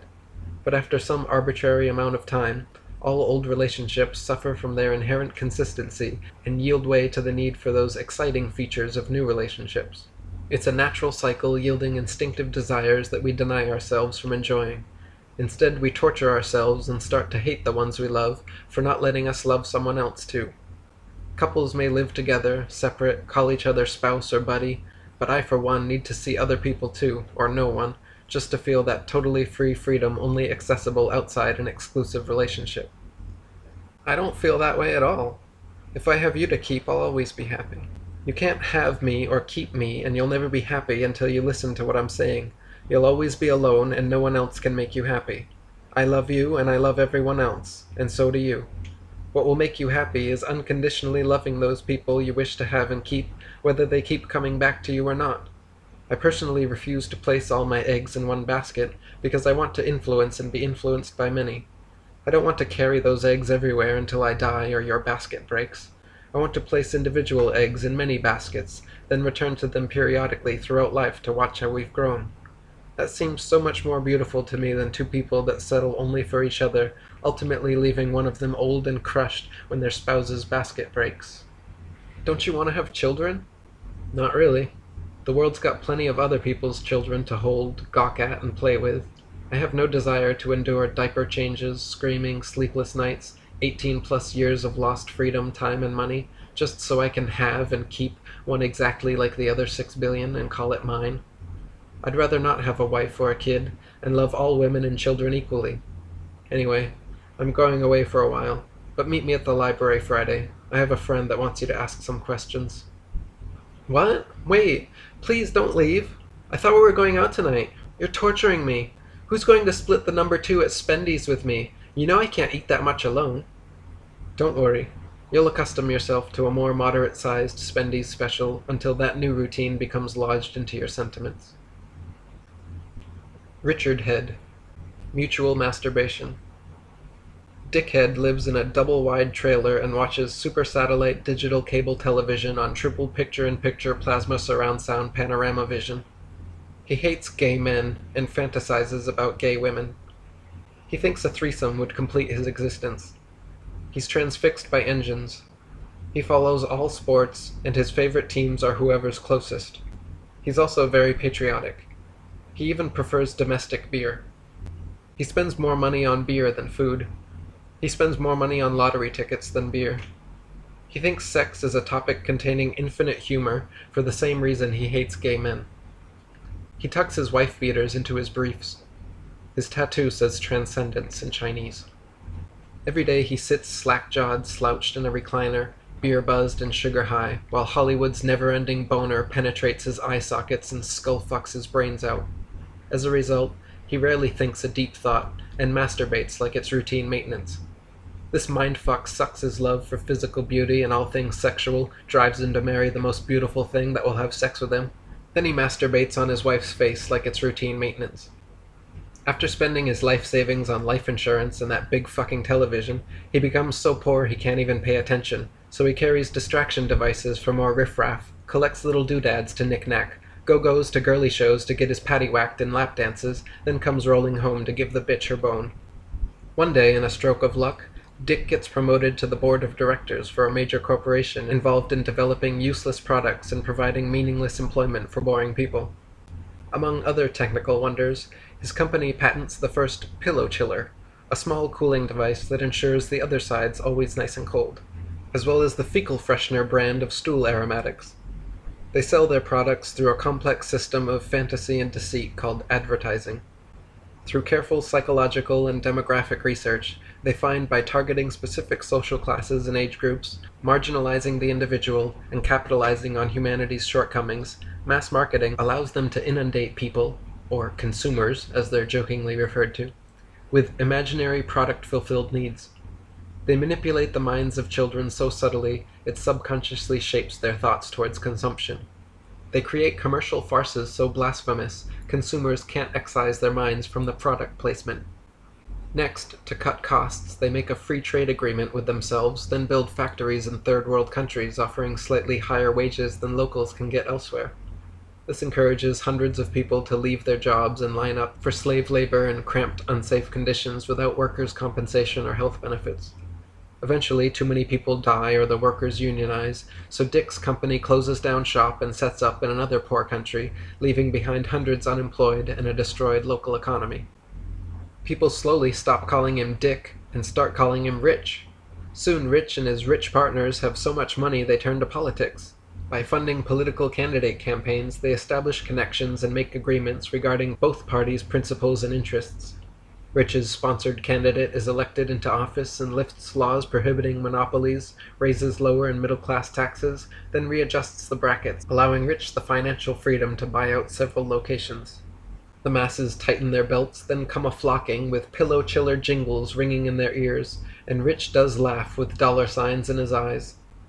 Next, Rich and his government buddies buy and beef up some private oil companies, upsize and corporatize until they've got more Texas tea than China. Oil, that is. Then every time an oil field burns, or a tanker spills, or some workers strike, or they bomb a Middle Eastern country, or there's a natural disaster, they raise the oil prices and profit off the pockets of the population that supposedly put them in power. Meanwhile, the discontented masses, independent artists and media providers struggle up the non-corporate ladder, voices silenced to a defiant whisper. Every time a non-corporate voice rings out in the courtroom, it's squashed like the little bug voice it is, because Dick and his corporate cohorts are like Captain Planet or some Power Rangers, whose forces magically combine to become one ultra-person under the law with superhuman influence, subhuman ethics, and inhuman irresponsibility. Using their mighty morphin abilities, Dick and his Decepticons transform a constitutional amendment into an unconstitutional addendum. Then, when trouble arises, they divide back into a board of businessmen doing their jobs. They continue like this for years, until one day, like a light switch, political consciousness rises from the oppressed classes and everyone takes action. One Monday, millions organize and close their bank accounts, default on their loans, claim bankruptcy, sell all stocks, shares, funds, and bonds to the government. No one pays taxes. No one buys Rich's shitty shit. Thousands of corporation store managers leave their doors and cash registers open for the public. And in one day, Rich returns to being drunk dickhead from the trailer park. We join him and his wife walking home from breakfast on a typical morning. Slow down and live in the moment for once. It's a beautiful day, Rick. Heather Head stops to smell some roses. You think I don't appreciate the simple things in life because I walk faster than you. No, you can't appreciate them because you're always pursuing some complex, unattainable moment. Maybe I appreciate my moments in accordance with their complexity. If that were true, you couldn't watch those stupid sitcoms or sports.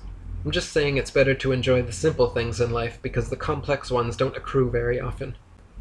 And I'm saying I do enjoy the passage of time that is my commute, but I prefer destination over transportation, so try to keep up. They arrive home and Richard assumes his reclined position affront the television. He grabs a beer from his mini-fridge and reaches for the remote. Heather stands in the doorway with a confused expression. What are you wearing, anyway? They're 3/4 length shorts. Those aren't shorts. They're not pants either. They're shants, Dick. You know what shant means? It means shouldn't. As in, you shouldn't ever wear those shants again. You look like an idiot. What's your problem today? You use your innie as an ashtray. We use post-it notes as coasters, for Christ's sake. And you're buying black fashion. You're being ridiculous again, yo. I am not. And apparently you forgot our anniversary yesterday, thanks for that. I told you, not remembering at an opportune time and forgetting are two totally different things. Well, it would be opportune for you to remember your wife occasionally. God, what's wrong with you? A fire truck ran over my dog on its way to get a cat out of a tree. I've been bitter about it ever since. I'm serious. What is it? Do you think I'm getting fat? Not that again. I think you know better than me, babe. So if you think you're skinny, stop deriving pleasure from my declaration of the obvious. And if you think you're fat, stop making me lie to you. You'd lie to me if you thought I was fat? No, I lie to you anyway. And I think you're fat. I'm trying to make the point that you give others' opinions too much weight. Pun intended. So I've gained a little weight over the years. That's natural. You still find me attractive, don't you? That's not natural, and I find you much less attractive than I did 20 years ago. Asshole. Whatever. I don't need beauty opinions from someone whose aesthetic faculty begins and ends in their pants. You do nothing but criticize the fact that I find the female figure to be the most beautiful form in nature. Oh, please. For you, a wet hole in the ground presents more beauty than the Louvre. You have no conception of beauty beyond big-breasted, slim-waisted bimbos in bikinis, and even that conception of beauty is just some transmutation of instinctual eroticism into your fantasy aesthetic realm. I mean the kind of beauty little Dick can't interfere with, like living alongside your wife as she matures, appreciating her beautiful journey through the natural aging process. Gaining a pound a year needn't be part of your beautiful journey. And my dick's not little. I can braid it with my legs, baby. Stop changing the subject. Who's changing the subject? I swear to God, that fucking television has sucked out of you whatever it is I loved. You change your mind like you change the channel, and spend more time face to face with that box than me. You even say yourself, I got 500 stations and nothing's on. Why don't you ever turn it off? I drink beers watching Cheers. You eat oranges reading O'Hara. You'll always be the sardine to my oranges. Baby, the television tells me everything I need to live a complete existence. With all the high-budget Hollywood hit movies you hate about consumerism and sex, and there's home shopping so I can purchase the essentials for my armchair, the music awards tell me the best music to listen to, the movie awards tell me the best movies to watch, the news tells me everything happening around the world, hours of commercials slip into my subconscious and decide what to buy for me. It's so easy. I just sit back, watch seasons of sitcoms, and laugh my ass off. What the hell's wrong with that? Everything. You laugh along with the laugh track on your favorite shows, whether they're funny or not.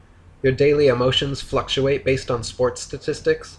You don't even like most of the programs you watch, so instead you sit there, moan, groan, complain, and criticize, then call me into the room to prove how much smarter you are than the TV.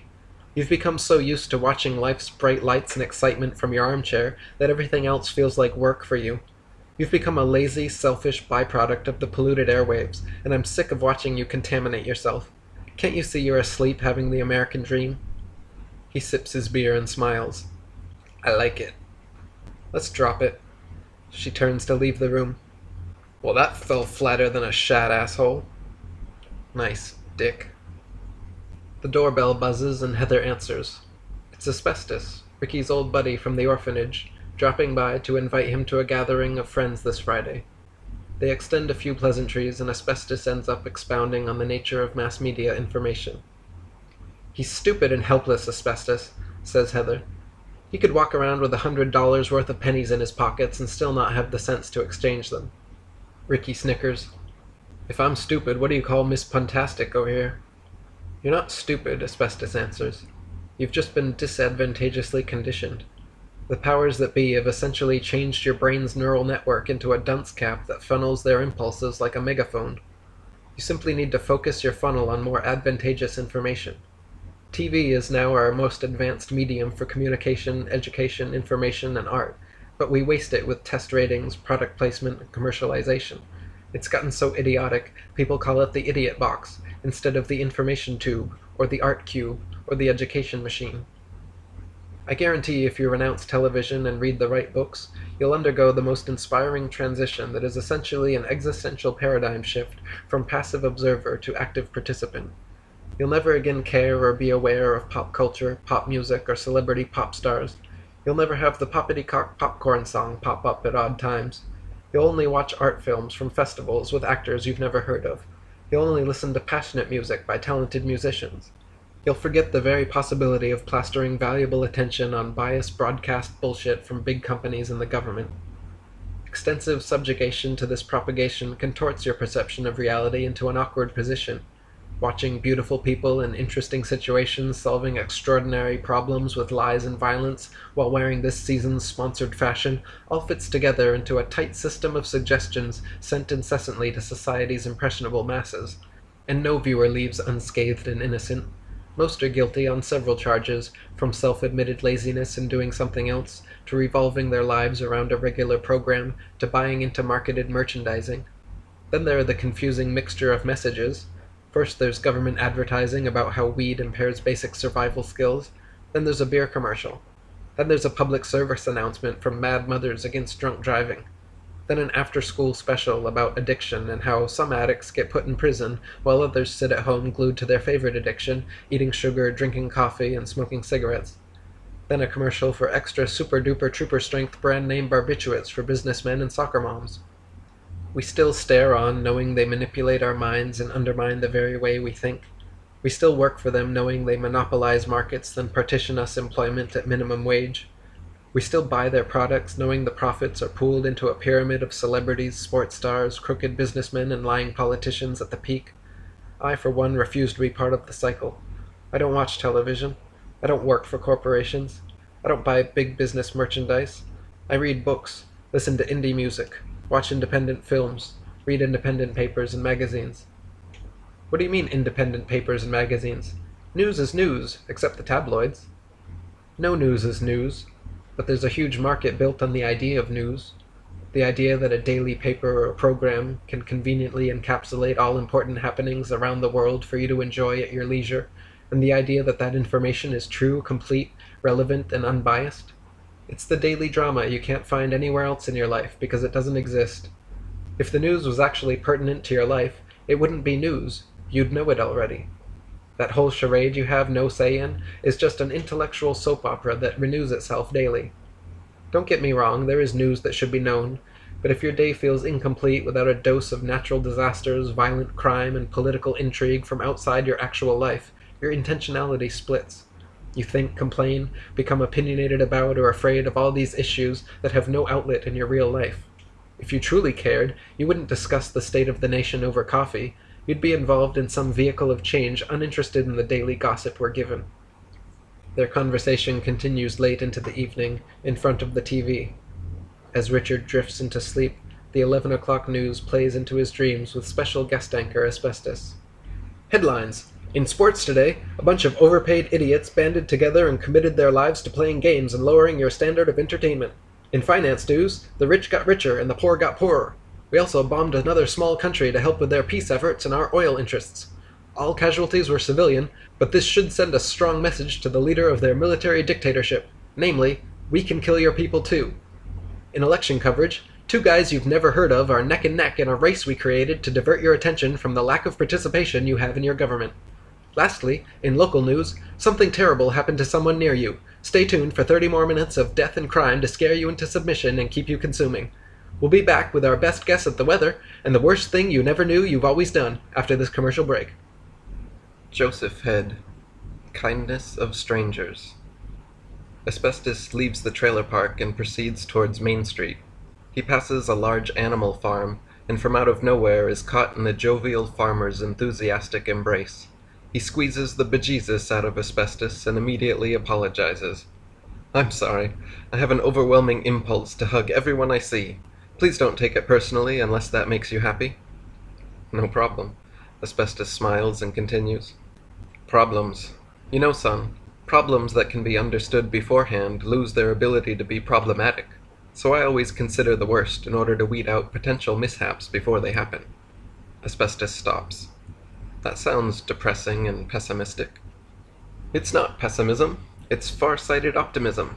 Intentional cogitation on negativity eventually neutralizes its ability to affect you, so simply pondering potential problems like broken trust, loss of love, death, jealousy, guilt, disappointment, and all other negative emotions you're able to vanquish without the anguish of experiencing their gut-wrenching depths. When I was your age, I rode an emotional roller coaster that dragged me up and dropped me down from great heights. Then there was a midlife plateau in my ride, until I realized strong minds change one's emotions, whereas weak minds allow emotions to change their ideologies. If you want to understand yourself and experience clearer, more intense emotions, you have to examine all that is unconscious about your changes in emotional states. By examining your own behavior and refining your reactions, emotions become a playground, not a roller coaster. Are you saying you're just happy all the time?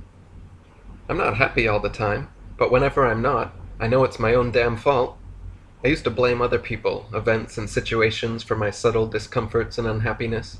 Blame the cook for bad food, the waiter for serving it slowly, blame the other people in line, blame the other cars in traffic, blame the government for not reading my mind, blame my friends and family for the shortcomings I created, blame my father for being so aggressive, my mother for being so passive, my whole extended family for being so sheltered. It's so embarrassingly easy to find reasons why others cause your unhappiness. The real challenge is accepting the truth that every time you feel anything but utter bliss, it's your own damn fault. Every single time I feel any emotion other than happiness, I see a deeper problem about myself. You think? Maybe sometimes it really is someone else's fault. The world isn't necessarily a wonderful place all the time. Yes, it is, and it doesn't matter anyway. Even a crippled Jewish blind mute can find reason enough to smile through the Holocaust. There's always someone whose daily plight is far worse than your trivial trifles, someone who dreams of the very life you complain about, and I never forget that. I force myself to think of the hungry, homeless, slaves, and other tortured souls around me and throughout history. Then my problems solve themselves, and I'm even grateful for them. You know one's lot in life by the things they complain about, and I can only laugh at my peers' problems concerning life, love, work, or politics. It all sounds like finicky sniveling and unnecessary negativity surrounding their incredibly fortunate existence. Even the hungry and homeless can be thankful for their lives at every moment, for like all of us, they could never have been born, and one day will be their last. You're right, but it's so easy to forget your good fortune. Don't let yourself forget. Remind yourself of the embarrassing triviality of all your problems every single time you selfishly indulge in some negative emotion. Remind yourself that you co-author the creation of your occurring world as it occurs to you, and that every time you manifest bliss from your being, you transcend the bonds of your emotional baggage. Some people's bliss is so buried beneath preconceptions and expectations that situations appealing to their ideals rarely occur. They have 100 reasons why they can't be happy now, and they'll always have 100 reasons why they can't be happy now. Because instead of surrendering to a state of constant appreciation, they would rather judge every situation and right the wrongs of their 100 reasons. But in reality, they are emotional prisoners of their own opinions, and all the justice or justification in the world will never bring prolonged happiness. They reason that their current path will lead to future success. The problem isn't their future ideals, it's that there is no path, and there is no future. The only place to manifest your perfection is in the present, and it's here every moment residing in resounding perfection regardless of your regrets.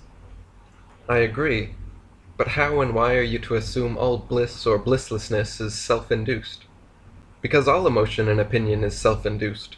Opinionless people essentially have free access to all emotions at any time. Haven't you ever met a cyborg?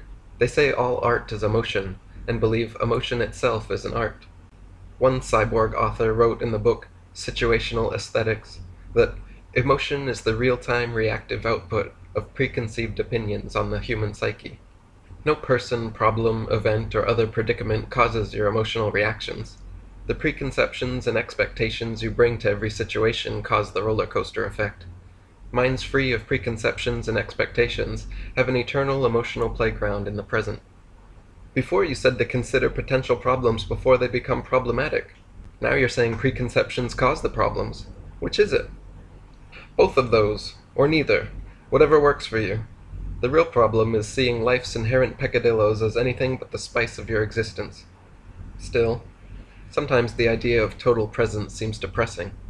What about having a positive future outlook and healthy expectations? Don't you ever look forward to anything? The happiest people rarely reminisce or look forward, my boy.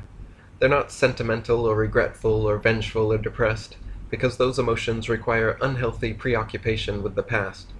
They also aren't anxious, worried, wishful, or fatalistic about the future. They're realistic about the present and in touch with any change that occurs. You should be present enough not to bother with future prediction, but if you must indulge the compulsion for expectation, then I say expect the worst, because it makes you more comfortable in the face of your fears and shows the futility of all future thought. Everyone's going to be disappointed in life. Your fast food's gonna come slowly. Your best friend's gonna sleep with your wife. Your parents are gonna tell you you're adopted. And then you and everyone you've ever met will die. But there's no need to attach an emotional reaction to these destined disappointments. I say expect disappointment, expect death, and every time you're not disappointed, or live another day, rejoice at the glimpses of unexpected beauty you're shown between disappointments. You're very cynical for an optimist. Yeah, I say the glass is half there. The glass is all there. It's the water that's in question. That's how you see it. No, it's relevant to the metaphor. No, I assure you, we only see half the glass, so it's the water that's irrelevant. A tiny lamb runs up to them. Joseph picks it up, and Asbestos pets it. Walk with me a while I impart a part of me upon you. Here's a one-step process to happiness. Make a game with your brain. Every single time you feel even slightly slighted, how immediately can you forgive? Forgive the object of your unhappiness, the person, place, or thing you think caused your unhappiness. Forgive its nature and your thoughts about it. Then forget. You can always choose to hold a grudge, seek vengeance, repentance, apology, or another form of retribution, but ultimately they all lead to further suffering. Immediate and unconditional forgiveness is the only one tried and true option for inner peace and happiness. How quickly can you forgive annoyance, irresponsibility, negligence, stupidity, your own included? At first you'll probably find forgiveness irritating, but soon realize that it's your brain's incessant fault-finding that needs true forgiveness. You'll learn that your comfortable acceptance of others' shortcomings, that listener's silence of thought, your perfect attention, becomes the loudest voice positively penetrating yours and others' thoughts and actions. When others accuse you, blame you, criticize you, or try to reduce you in any way, though they're unconscious of it, are really just trying to prove themselves and persuade people to be more like them. Likewise, when you do these things, it is to fill your impulsive desire to be right and make the world more like your mind, even though it's a selfish habit that inhibits happiness. The ability not to think or feel while someone is belittling you, to watch their angry, red, contorted faces twisting, spewing saliva, and cursing everything sacred, to listen and not judge, not to react, even in thought. This is true virtue. Only from here can positive action truly manifest itself. All other action is just creative deflection of the phlegm ball into someone else's face. You can spend your life being right about the things that have wronged you, or you can right the wrongs instantly by refusing to think about them. If you're being accused, blamed, or criticized, just like your brain flips the feed from your eyes right side up, always flip the negative feed from your ears, knowing non-resistance is forgiveness, and that's the love we all live for. Here's the key to having lasting, rewarding relationships with everyone you know. Become best friends with your parents. Always tell them the truth. Not the non-confrontational, censored, sound of silence, moral high ground type of truth, but your exact thoughts as you think them. That kind of truth. Maintain this level of communication and understanding with your parents, and all other interpersonal relations will seem simple. Your parents have the most dirt on you and you on them, so if you can shower them with brutal honesty and come out clean, everyone else is pie. Well, I don't know my parents. How do you advise an orphan toward more rewarding relationships? Well, forget the parents part. Let me tell you about my most rewarding relationship. Mary. I found myself in her, right where I'd lost it. I was never lonely until she came and left. All our shared emotions, late-night conversations, heard only by our ears, all our ideas and dreams, we formed an entity composed of our every experience, together called our relationship, felt in part by both of us, but its totality by neither of us. Our creation existed in abstraction like a mental monument of our achievements, so unfathomably beautiful no one could believe it. No three could believe it either. Only other twos could possibly comprehend the intimate connection formed by such friendship. And then she left, very quickly, and with few words, and I let her. We had sex one time and never again. She became incredibly paranoid about AIDS, STDs, pregnancy, and her ultra-conservative parents' reaction if her sexuality was discovered. Naturally, as feared, we both contracted HIV, gave each other herpes, she got pregnant, and her parents completely flipped out.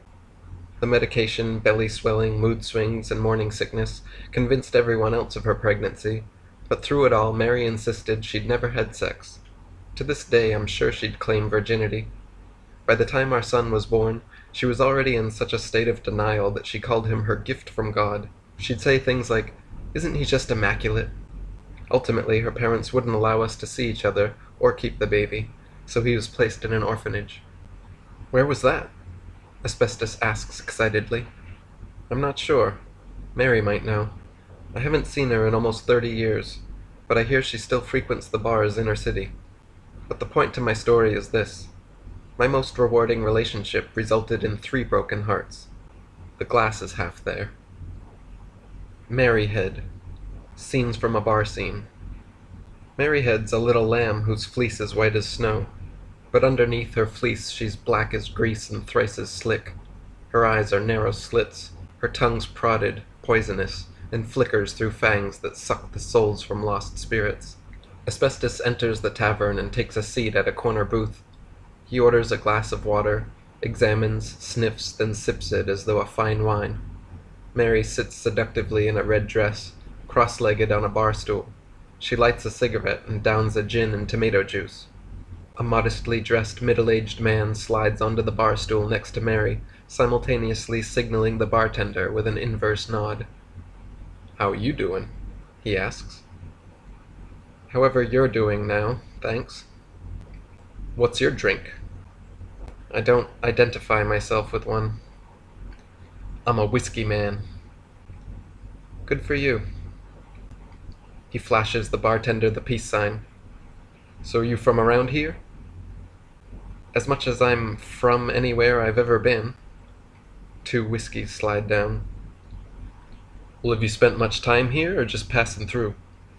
"If I told you right now I'd never sleep with you, would you leave me alone?" "I guess so, yeah." He stands. "Do you feel alone, whiskey man?" "Sometimes." "You are alone." "I know." "Good. Go away and deal with that until you die." Asbestos approaches and makes eye contact with Mary's reflection in the bar mirror. What the hell are you doing? She glares back. I'm testing a hypothesis. You look better from a distance. You look like you look for better in the distance. That may be, but I'm nearsighted, and you're ugly, so my senses have deceived me. Name's Asbestos. An insulting Cartesian introduction. How quaint. Ah, you know the mind-body problem? Of course. I've been wanting to tell someone. I just proved the slash is superfluous by playing piano with my eyes closed and thinking about something else. No, you proved we have muscle memory. Exactly. Why are you talking to me again? I've noticed shutting down flunkies in bars seems to be your contribution to the greater good. I wanted to see how it felt. I'm no flunky, honey, nor do I concern myself with the greater good. Really? Then with what? The lesser good? My own good. That's quite a few billion more selfish than the greater good. And how do you suggest I benefit these billions? Consideration. The author Bertrand Russell says we ought to pursue the general good, and when this conflicts with self-interest ought to give way. I understand the moral argument, but I can't bring myself to care about the general good as it's an intangible concept, and I am not. Besides, all human experience is subjective and so inherently selfish. Even the most supposedly selfless individual is constantly rewarded the exclusive joy of their own moral goodness. A completely selfless person would then in turn wish this joy upon someone else, but such second-hand happiness is the exclusive right of the completely selfless individual. Then there are no completely selfless actions, but selflessly intended actions benefit at least two people, whereas selfish actions benefit at most one. A developed sense of collective happiness is superior to any individual gain simply because it affects a greater number of people. You may be satisfied with your whiskey and witty remarks, but that guy back there is now unhappy, and a few more dollars in the hole. She lights a cigarette. I don't like you very much. He takes a seat. What a coincidence. Mary exhales and shakes her head. And I like Whiskey Man even less, which makes me care very little for his happiness. So your preference in people is evidence enough for emotional persecution? You can't tell me you go out of your way to impart selflessness on unlikable people. I'm talking with you, aren't I? Bastard. This isn't selfless. You've got an agenda just like everyone else. Well, I'll just have to smother you with selflessness and the purest of intentions until you agree with we. Cute. But all selfless actions require a selfish recipient, or no one's ready to receive what's being given, making pure selflessness inconsistent. She smiles. Besides, your words are hollow bouncing off these walls. Words are all I've got, and language is the messenger. Don't shoot the messenger. What if the message says to kill the messenger? I'd say that's giving Wittgenstein a slap in the face. An intelligent pun. That's rare. Thank you very much. It was an observation, not a compliment. I meant thanks for holding back your smile. You let it loose once, and I didn't want to see it again. She gives a stern stare. I'm so happy I don't need to smile. Then stop that. What? Lying only makes you lonely. I'm not lying. I'm smiling on the inside, where you can't affect me. An author once wrote that freedom discovers man the moment he loses concern over what impression he is making or about to make. You, on the other hand, slave to catering custom images of how you want to seem at all times, sitting on a stool in that tight dress that screams "give it to me," but turning every guy down because that's your game. You speak in tongues and make everyone decipher the meaning. You analyze the effects of your expressions and withhold or create them, allowing only revised versions tailored to your liking. You lie with every fiber of your being. She leans in. I only lie to other people, never to myself. It's the same thing. You lie to others and the lies control your life. You have to live the lie for them. You have to continue certain lies for some and other lies for others without crossing wires, and soon you can rarely be your uncensored self. And for what? To hide what you really think? Cowardice. You want to know what I really think? I think you want to fuck me, but you're too intellectual to get it up if we don't philosophize first. So you hope to rip me apart here at the bar, then go home and smother me with some selflessness. But I'm a virgin, baby, and these legs remain crossed forever, so fuck off. I'm old enough to be your mother. Yeah, right. If you're a virgin, then I'm the son of God. Mary takes a drink, most of which misses her lips and dribbles on her dress. Asbestos snickers and says, "The same author wrote that consciousness of self is the greatest hindrance to the proper execution of all physical action." Her slitty eyes flutter, and her face shrinks behind its makeup. Her voice calms. "Who are you quoting now? Descartes or Russell?" "Neither." "Then who?" "Bruce Lee." "Let me tell you a story. One time, long ago, I did have sex. It was filthy. I became diseased. The man I was seeing planted a parasitic seed in my cervix that fed off my insides until it crawled out my crotch and confronted me.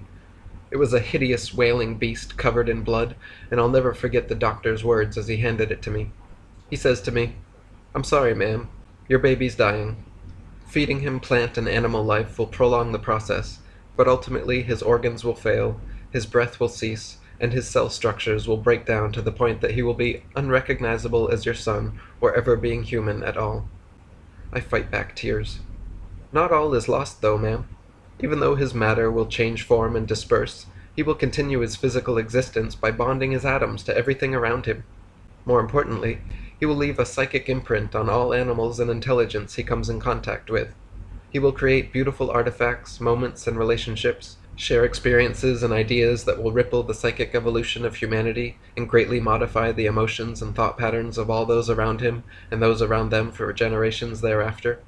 He will encounter, refine, and pass on knowledge which will be remembered and continue being passed on through others' language and actions. His very breath will provide food, employment, and entertainment for thousands of carbon-synthesizing plants. Unfortunately, he will have to kill and eat the life of hundreds of thousands of these plants and animals to stay alive. But I estimate he could live like this for up to 100 years. I cry out, he'll live as a parasite upon the earth. And he says, if it's any comfort, there are animals that eat plants, plants that eat animals, and animals that eat animals. There are animals that turn into plants, plants that turn into animals, and things that are simultaneously plants and animals. It's simply his responsibility to give back to existence more than he takes from it. Continued adherence to this inherent responsibility will ensure his relation to the earth is beneficial and symbiotic, not parasitic. If he has responsibilities, then it follows that he has free will, right, Doctor? Your son's head of a cell society. Trillions of completely independent, minuscule units of life have banded together and formed a community you call your son. They make a central nervous system attached to a brain, so all sensation seems singular and is given to him to figure out. He'll likely think of himself as an unchanging individual rather than a constantly changing society. He'll perceive the introduction and cessation of certain manifestations of nature and assume these forms come into life and pass on to death. I'm afraid he'll deny that life is eternal, because he is temporal. Doctor, the utter depression he'll feel by thinking that way. So his will is determined. He'll never be able to know one way or the other. From vacuum fluctuations in Andromeda to his decision between boxers and briefs, the moment-to-moment actualization of reality is based on each previous moment's accruement of the entire universe's stream of complex probabilities. This stream is so contingent and necessarily incessant that it cannot be stopped even hypothetically without changing variables. Therefore, on a large enough scale, he's a dancer choreographed beyond his capacity to comprehend. But on a scale meaningful to him, he'll always have the free will to flip a coin with any action, opinion, or decision. I thought maybe there would be hope for this thing. Maybe I could help it have a meaningful existence. What's more, maybe what I'd been searching for my whole life was to be found in its eyes. And just then, it was taken from me, never to be seen again. My son was ripped from my arms, and you want to fault me for living a lie? I apologize. What of your husband in all this? She stares at the wall like it spit on her. Not worth mentioning. His happiness makes me sick.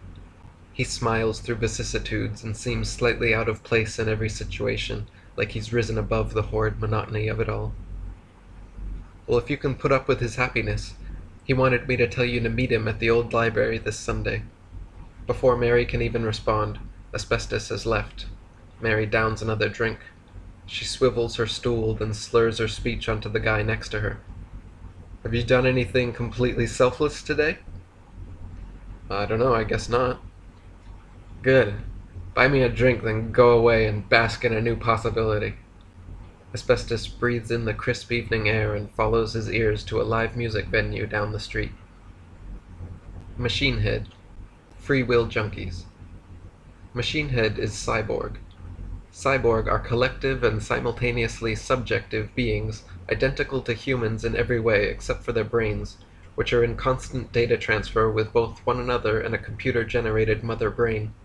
Through silicon technology and forced genetic mutation, all cyborg have comprehensive sense transceivers, allowing any member of the collective to fully experience the epistemological, visual, auditory, kinesthetic, olfactory, and gustatory sensations of any other.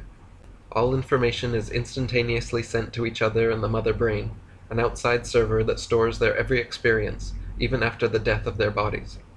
This eliminates the human concern for understanding and self-preservation because the entirety of their experience is remembered, maintained, and accessible to all cyborg at any time. As a result, most cyborg live alone and haven't the slightest desire to procreate.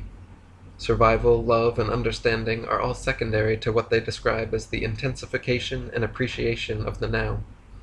They are inherently emotionless and opinionless by human standards, because of their complete disidentification with self and thought. Feeling and bias are only expressed in the interest of aesthetics, as they consider these things to be high art happening in real time.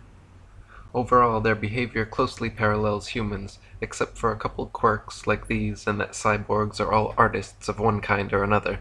Machine Head is lead singer in a hardcore heavy metal band. Tonight's show is already underway as Asbestos enters the building. At first, every song sounds the same and hurts Asbestos' ears until he grows accustomed. Then he begins to hear the subtleties of Machine's heavy metal music. The melody changes before it's established, the tempo shifts without warning, and there seem to be no verses, bridges, or choruses, just a constant increasing and diminishing of intensity. A psychedelic, trance-like keyboard variation plays over a building drum and bass line. Machine Head creaks a foreboding whisper into a deep growl as distorted guitars explode behind his voice, projecting the most powerful culmination of artistic aggression, crunching coarse dissonance and utter incoherence that somehow stays together through lightning speed leads and subsonic stomp riffs that are not so much played as pulsed into the pit, mashing the moshers' heads banging. Asbestos cannot understand the words Machine is screaming, but the sounds he's achieving, from throaty growls to spine-numbing screeches, are clearly uncharted and strangely beautiful vocal territory. As he leaves the stage, Machine Head yells these last words like a secret message to hardcore fans. Between the buried and me, as I lay dying, on broken wings, in this cradle of filth, I see a dark day dawning, from a second-story window.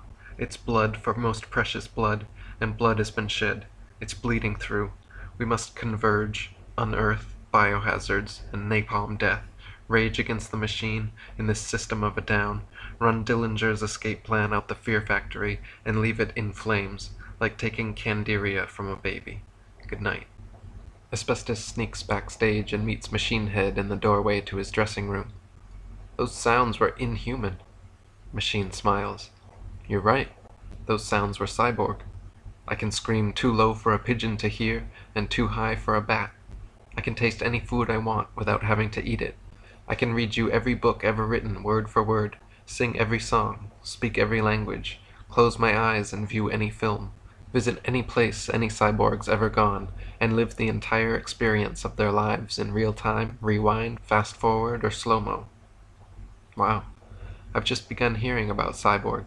In fact, I was wondering specifically if information is uploaded directly into your brain and not yet necessarily experienced firsthand. How do you know things? How are you aware of new knowledge coming from others and the mother brain?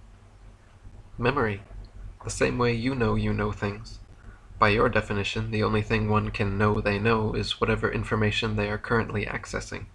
My memory is associative like yours, and so usually sparked through perception, often in the form of conversation, like this. While talking with you, I may quote a book I've never experienced reading before, but the information is there in my memory nonetheless. I see. I'd really like to hear your opinion on a few things. I've never had an opinion in my life. That's right, I heard about that. Isn't that terrible? Is it a side effect of being a cyborg? No, and it's not terrible at all. Your negative opinion of having no opinions proves why. You have never experienced pure opinionlessness, so your opinion of it is based on ignorance. And so are most opinions merely a lack of information or appreciation. In my world of constant information, if I were to constantly weigh the pros and cons of this and that, I'd find myself changing opinions before they formed. But it's natural to lean at least a little toward one side of any dichotomy. Do as you please, but I prefer a straight walk down the middle. Opinions, like blankets, people drape over all given instances of controversial issues, but reality is less cut and dry than opinion land, with unseen variables, contradictory emotions, and other factors, rendering impossible the validity of any opinion blanket. Human children are cradled in them early on, and grow so sentimental they'll never throw them away, no matter how old, worn, or smelly. They claim the blankets are comfortable, or remind them of home, but underneath them all are freezing cold, naked bodies, scared to give up their easy way to stay warm and unaffected. You have a pretty solid opinion on having no opinions for someone who's opinionless. Anything I say is bias because I've chosen to say it, but it's not an opinion because I'll take it all back and reassess what I express if given just cause. By opinions, I mean generalized conclusions that don't budge and allow no exceptions. All lies rise from opinions. Cyborg have no reason to lie, because we can read each other's minds, but humans find many reasons to bend the truth in their favor. All lies avoid larger disagreements. All large disagreements occur between overly opinionated people unacceptant of others' actions and ideas. One party presents their opinion, creating a mental barricade, built to keep identity in and adversity out. Then the second party must either tactfully break down the barricade or lie around it. Most humans choose the latter because they're lazy cowards that care more about surface harmony and superficial comfort than truth. It happens all the time in human relationships.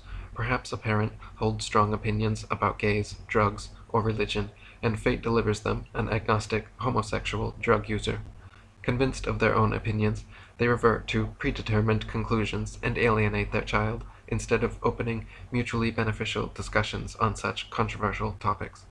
This teaches the child two things: not to bother with their parents for advice or support anymore, and to develop and defend their own positions in opinion land. From there on in, the stage has been set and the message has been sent that we disagree, so to save time and spare emotions, the child lies and begins their teenage rebellion against parental opinion. Don't be a slave to opinion, just play librarian with ideas. Be both completely honest and acceptant, non-reactive, even in thought, of others' opinions. Listen objectively first, free of judgment, then, if you disagree, state your reasons, listen to the reply, and repeat, until agreement or compromise. If you don't know, say so. If you have mixed emotions, explain them the best you can. You'll create an aura of wisdom about yourself, and no one will ever feel a reason to lie to you. Once you make the decision to say exactly what you think without exception, it's contagious anyway. You'll find little inconsistencies you've casually lied around for years. You'll see tendencies in types of people you'd rather just lie to avoid. You'll discover societal norms you've unconsciously lied to uphold. All conversations become exciting experiments in personal discovery, like the extrospection section of self-reflection. Machine Head offers Asbestos a seat and continues their conversation. Opinions are present in all habits and rituals as well. Humans must beware their own prejudices in people, activities, and ideas, because they limit one's worldview into a kind of self-determinism. If left to his own devices, man cannot truly escape the habits, preferences, and cursed subjectivity of his own mind. He will create a world around himself that almost perfectly coincides with his conscious actions and expectations, to the point it becomes meaningless to get what he wants. Humans aren't creatures of habit, they're creatures of change, addicted to habit. Cyborg, on the other hand, are free will junkies, and always do the thing we've never done before, and we never judge anything except in the occasional interest of humor. For humans, judgments affect the accuracy of memory by clouding the actual sensory experience with mental clutter, often yielding exaggerated, false recollections. Look at it this way. There's a reason people don't take their cameras to work, but can't resist bringing them on vacation. Actually, there are a couple reasons. They want to forget work and remember vacations, and their eyes are open to beauty in Honolulu, but not in the office. I've lived in Honolulu and other idealized paradises, and can safely say, you'll only find what you're looking for, and everyone stops looking for what's in front of them once it's been there long enough. Ocean sunsets through the glass bottom of your beer bottle become as routine as breathing, and their beauty easily forgotten. The reality of any fantasy lifestyle doesn't end the longing, just leads to the same old you with new, more petty wants. I possess human rationale and have equal ability to sort through data and infer judgments, but I don't experience life alongside a constant internal voice like you do. I see so many walking around with eyes rolled back in their heads, unable to control their concentration, unable to experience pure awareness. I feel bad for humans. They miss out on so much beauty in life because they never stop thinking. Without the ability to forget the monotony of perception, only extraordinary, original moments seem beautiful or interesting. Humans have to travel the world for original perceptions. I only have to shut off my memory or access another cyborg's experience.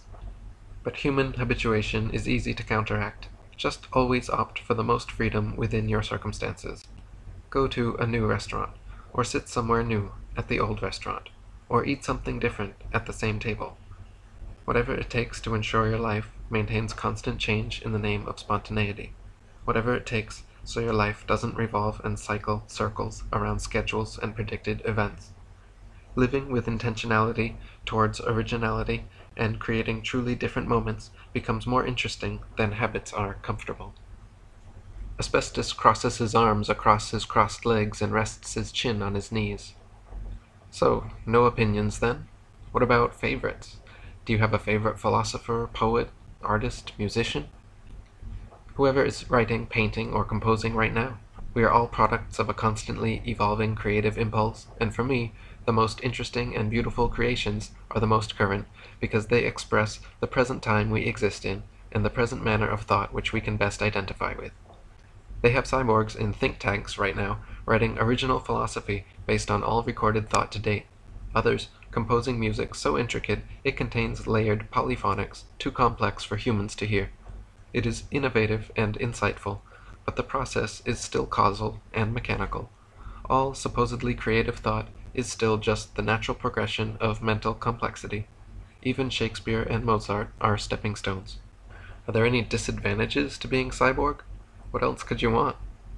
Plenty. I've never had a private experience in my life. I live knowing from birth until long after my death, moments of my life will be accessed and lived by many others. Since each cyborg's entire perceptual experience is available to any other at any time, it's like a showcase of experiential possibilities. Mother Brain indexes and keeps a counter, so we know the most relived highlights of our lives. You know, of all the incredible moments I've had, sex with the prom queen is my most relived. Can you relive your own moments? Yes. How many times have you relived the prom queen?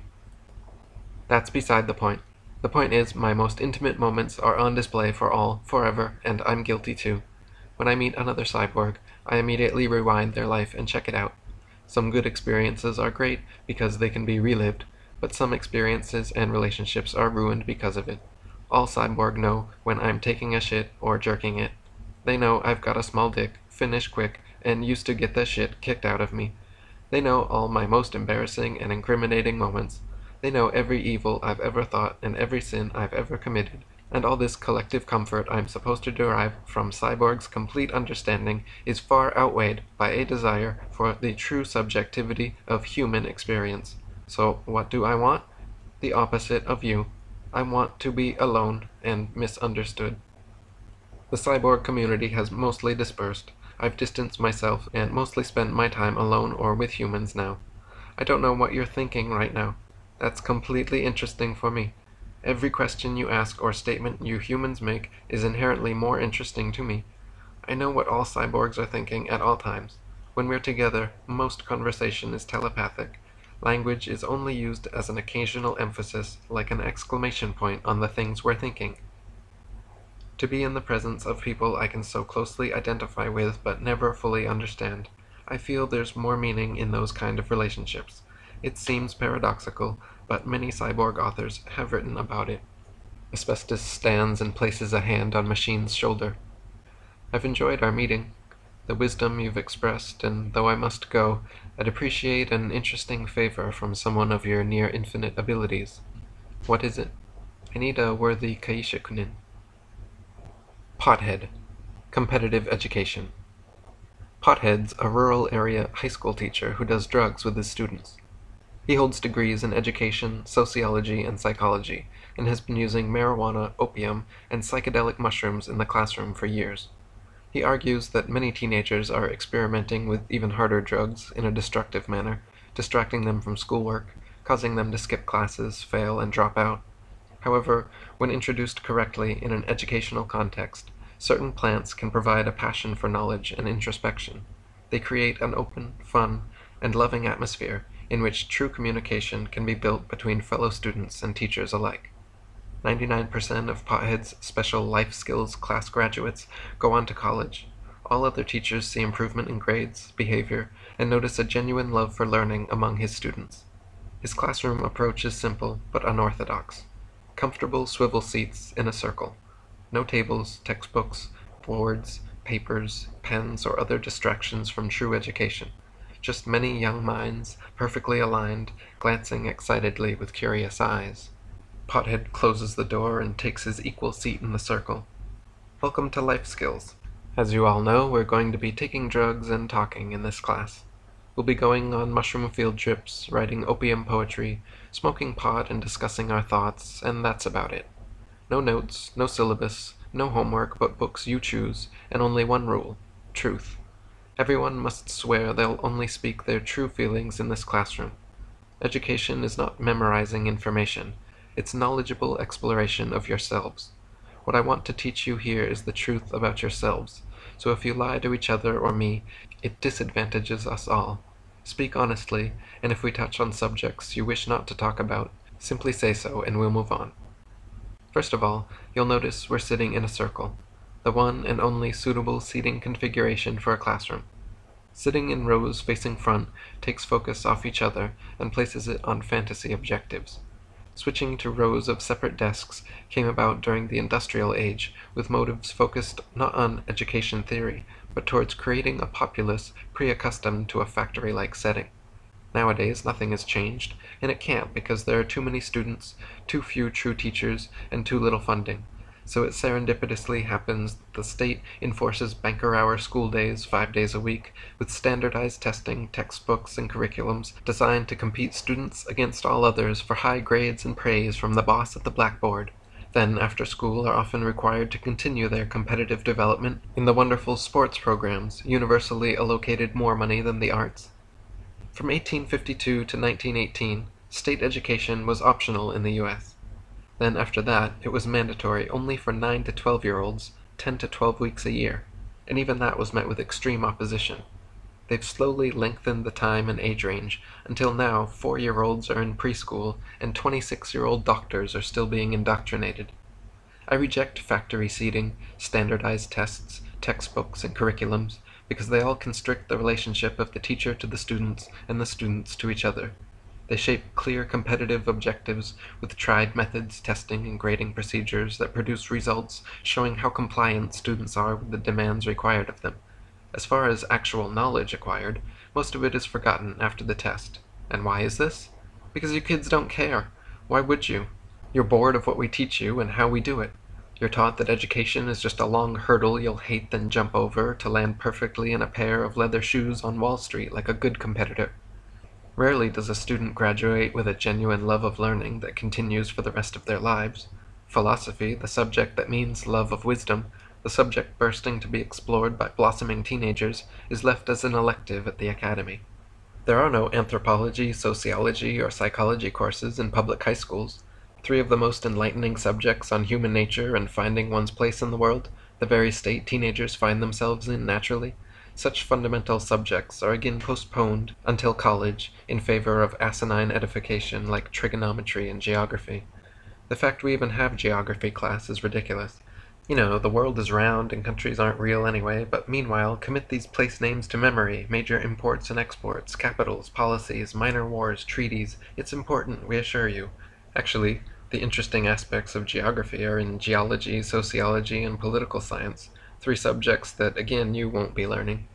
There's no religion or theology taught in schools, so our kids are ignorant of the world's deepest beliefs and rely on their parents to fill them in.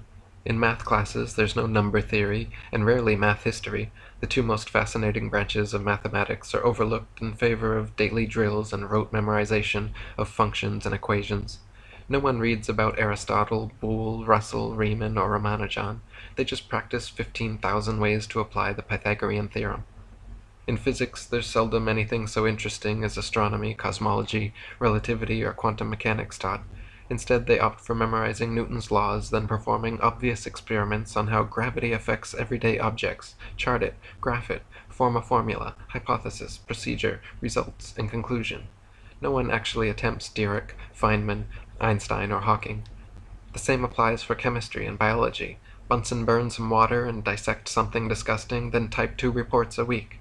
Memorize these elements and ions, label some cell structures, and ignore the exciting active exploration for things like the origin of life and species, evolution and adaptation, nature versus nurture, Carson, Curie, Darwin, Dawkins, Goodall, or Gould.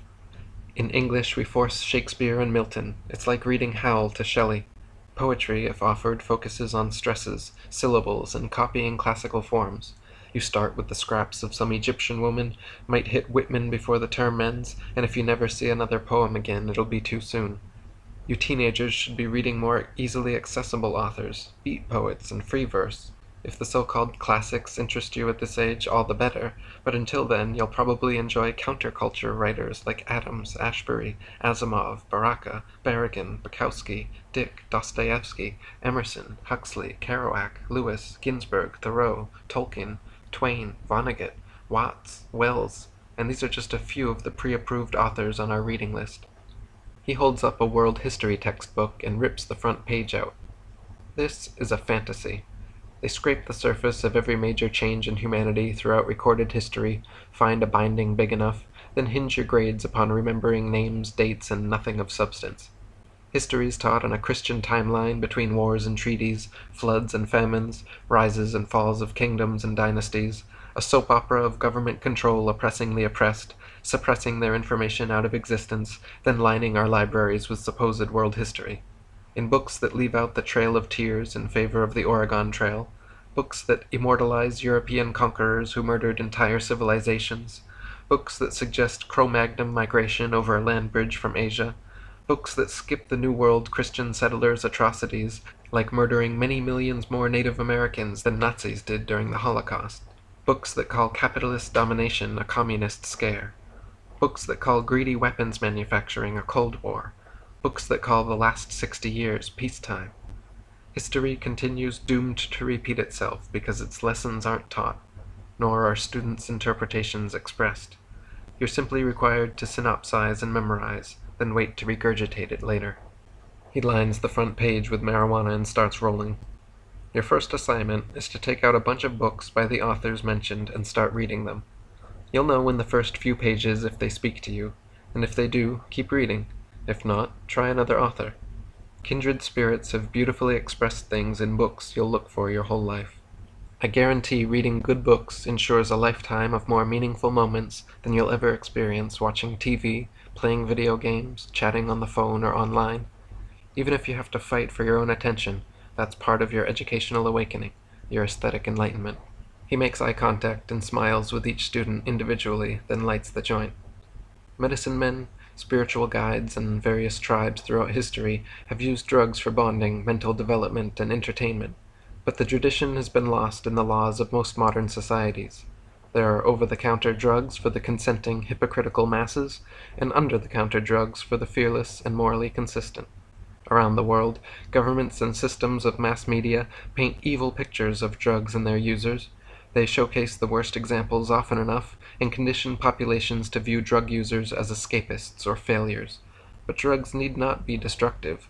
When incorporated correctly, they provide a beautiful enhancement to reality. Responsible drug use is eye-opening, surreal, educational, and fun. Most of the negativity surrounding drugs is imposed by non-users with something to lose. It's important to decide for yourself, and that's what this course is for. That's what education is. Drugs challenge your thoughts and relationship with the world. They temporarily alter your perceptions by numbing, enhancing, or otherwise tweaking sensory input, which begs such philosophical questions as what is reality? What is knowledge? He passes it carefully to the student on his left. The extent of drug education in most schools involves a police officer, a suitcase of drugs, and the repeated assurance that there's nothing but negativity inside. However, take pot as our example for today. Cannabis use in America is higher per capita than in Holland, where it's legal. Our first few presidents were marijuana growers and activists, yet now in America, 20% of all prison convictions are marijuana related. The Hindu religion believes that Shiva brought marijuana to Earth for human enjoyment. It stimulates brain receptors but doesn't produce toxins that kill them like alcohol. It impairs your short-term memory during use, but has no long-term effects. No brain damage, no cardiovascular damage, no reproductive damage, no hormone alteration, and it even has hundreds of medicinal uses. It helps labor pain, headache, anxiety, glaucoma, insomnia, nausea, vomiting, chemo recovery, AIDS, multiple sclerosis, and epilepsy. The oil from seeds is nutritious when eaten, or can be used for making paints and canvas. Hemp yields twice the product of cotton fields, can be grown without pesticides or insecticides, and its clothing is more durable and environmentally friendly than cotton, nylon, or synthetic fibers. 2x4s made from 100% pot planks are 2 to 3 times stronger than most trees. All plastics could be replaced by hemp. Bags, wrappers, containers could all be edible, fully biodegradable, and act as fertilizer if littered. Gasoline could even be replaced by refining its ethanol. Since discovered over 5,000 years ago, paper has been made with pot plant pulp. Even the first Gutenberg and King James Bibles were printed on hemp paper. Hemp fields are sustainable and yield 4 times more product per acre than trees. Hemp is the longest and strongest fiber in the plant kingdom, produces the finest quality pulp, and doesn't release dioxins or chloroform during the paper-making process, but it has recently been replaced by wood pulp due to cost efficiency and government control. As the students continue to pass it around, there's a knock on the door. Asbestos Head enters and is promptly introduced. "Students, I want you to welcome our friend Asbestos." Some students giggle, others wave, and others still sit still as night. Asbestos lights his lighter, sets his hand on fire, then waves it out with a snap of his fingers, saying, "We have no choice but to trust our senses, though sometimes that trust is misplaced. Our senses only perceive a small section of reality's infinite spectrum of available information, so what we call knowledge is partial, and all our subsequent inferences are probably wrong. So you, tell me, what is consciousness?" "Having a brain?" suggests one student. "Many organisms exhibit signs of consciousness without a brain." "Being able to make decisions?" offers another. "Computers constantly make decisions. Are they conscious?" "No," she answers. "Would it be possible to make a computer with consciousness?" "No, because computers can't think for themselves. They can only do what they're programmed to do." "Do we only do what we are programmed to do? Or can we think for ourselves?" "We can think for ourselves." What if humans are really just fleshy computers, continually being reprogrammed by God or complex physical laws, and even everything we think is determined? It sure seems that way when everything we do resembles everything we've done, and everything we think stays the same until we come across something that changes it. How do you know we have consciousness? "I don't know." "You can't know. In determining consciousness, we don't know where to draw the line. Are sunflowers conscious as they follow the sun? Are single cells conscious as they seek and kill others? Are atoms conscious of each other and themselves? As you try to further refine the definition of consciousness, you'll inevitably end up with 2 truths. Everything is always moving, and that motion is reactive. At what point does reactivity become complex enough to be called consciousness? Any answer is equally arbitrary. The students retreat into intense thought, and Pothead hands Asbestos a hand-wrapped present. Deadhead. Capitalist Manifesto. Asbestos smokes Pothead's present on the way to his next appointment. He enters the city police station, and an officer leads him to jail. In the corner, he notices a malnourished, scruffy, dirty, and completely naked cellmate who looks overly happy to see someone. "What are you in for, friend?" "I increased the amount of truth being told by a park statue and got charged with defacing state property." "They're very protective of their possessions, aren't they?" The government takes tax money and builds war monuments to promote patriotism and military allegiance as an easy means to marble immortality. But isn't war hero a paradox? The only war heroes I know are draft dodgers, protesters, and people who place peace over Purple Hearts. Where's their statue? That's what I want to know. But anyway, I'm stuck in here overnight to keep the wheels of justice in rotation. Let the rehabilitation begin. Exactly. Prisons are societal time-out. Go stand in the corner with your head down and think about what you've done until we say come out. And of course, the corner is only for poor kids. Rich kids get their allowances taken away instead. Meanwhile, we've got millions of trained psychologists, psychiatrists, therapists, spiritualists, and teachers twiddling their thumbs. Why send your society's kids to the corner or take their money away when you can educate them? Caging criminals with other mentally unstable felons has never helped a person on this planet.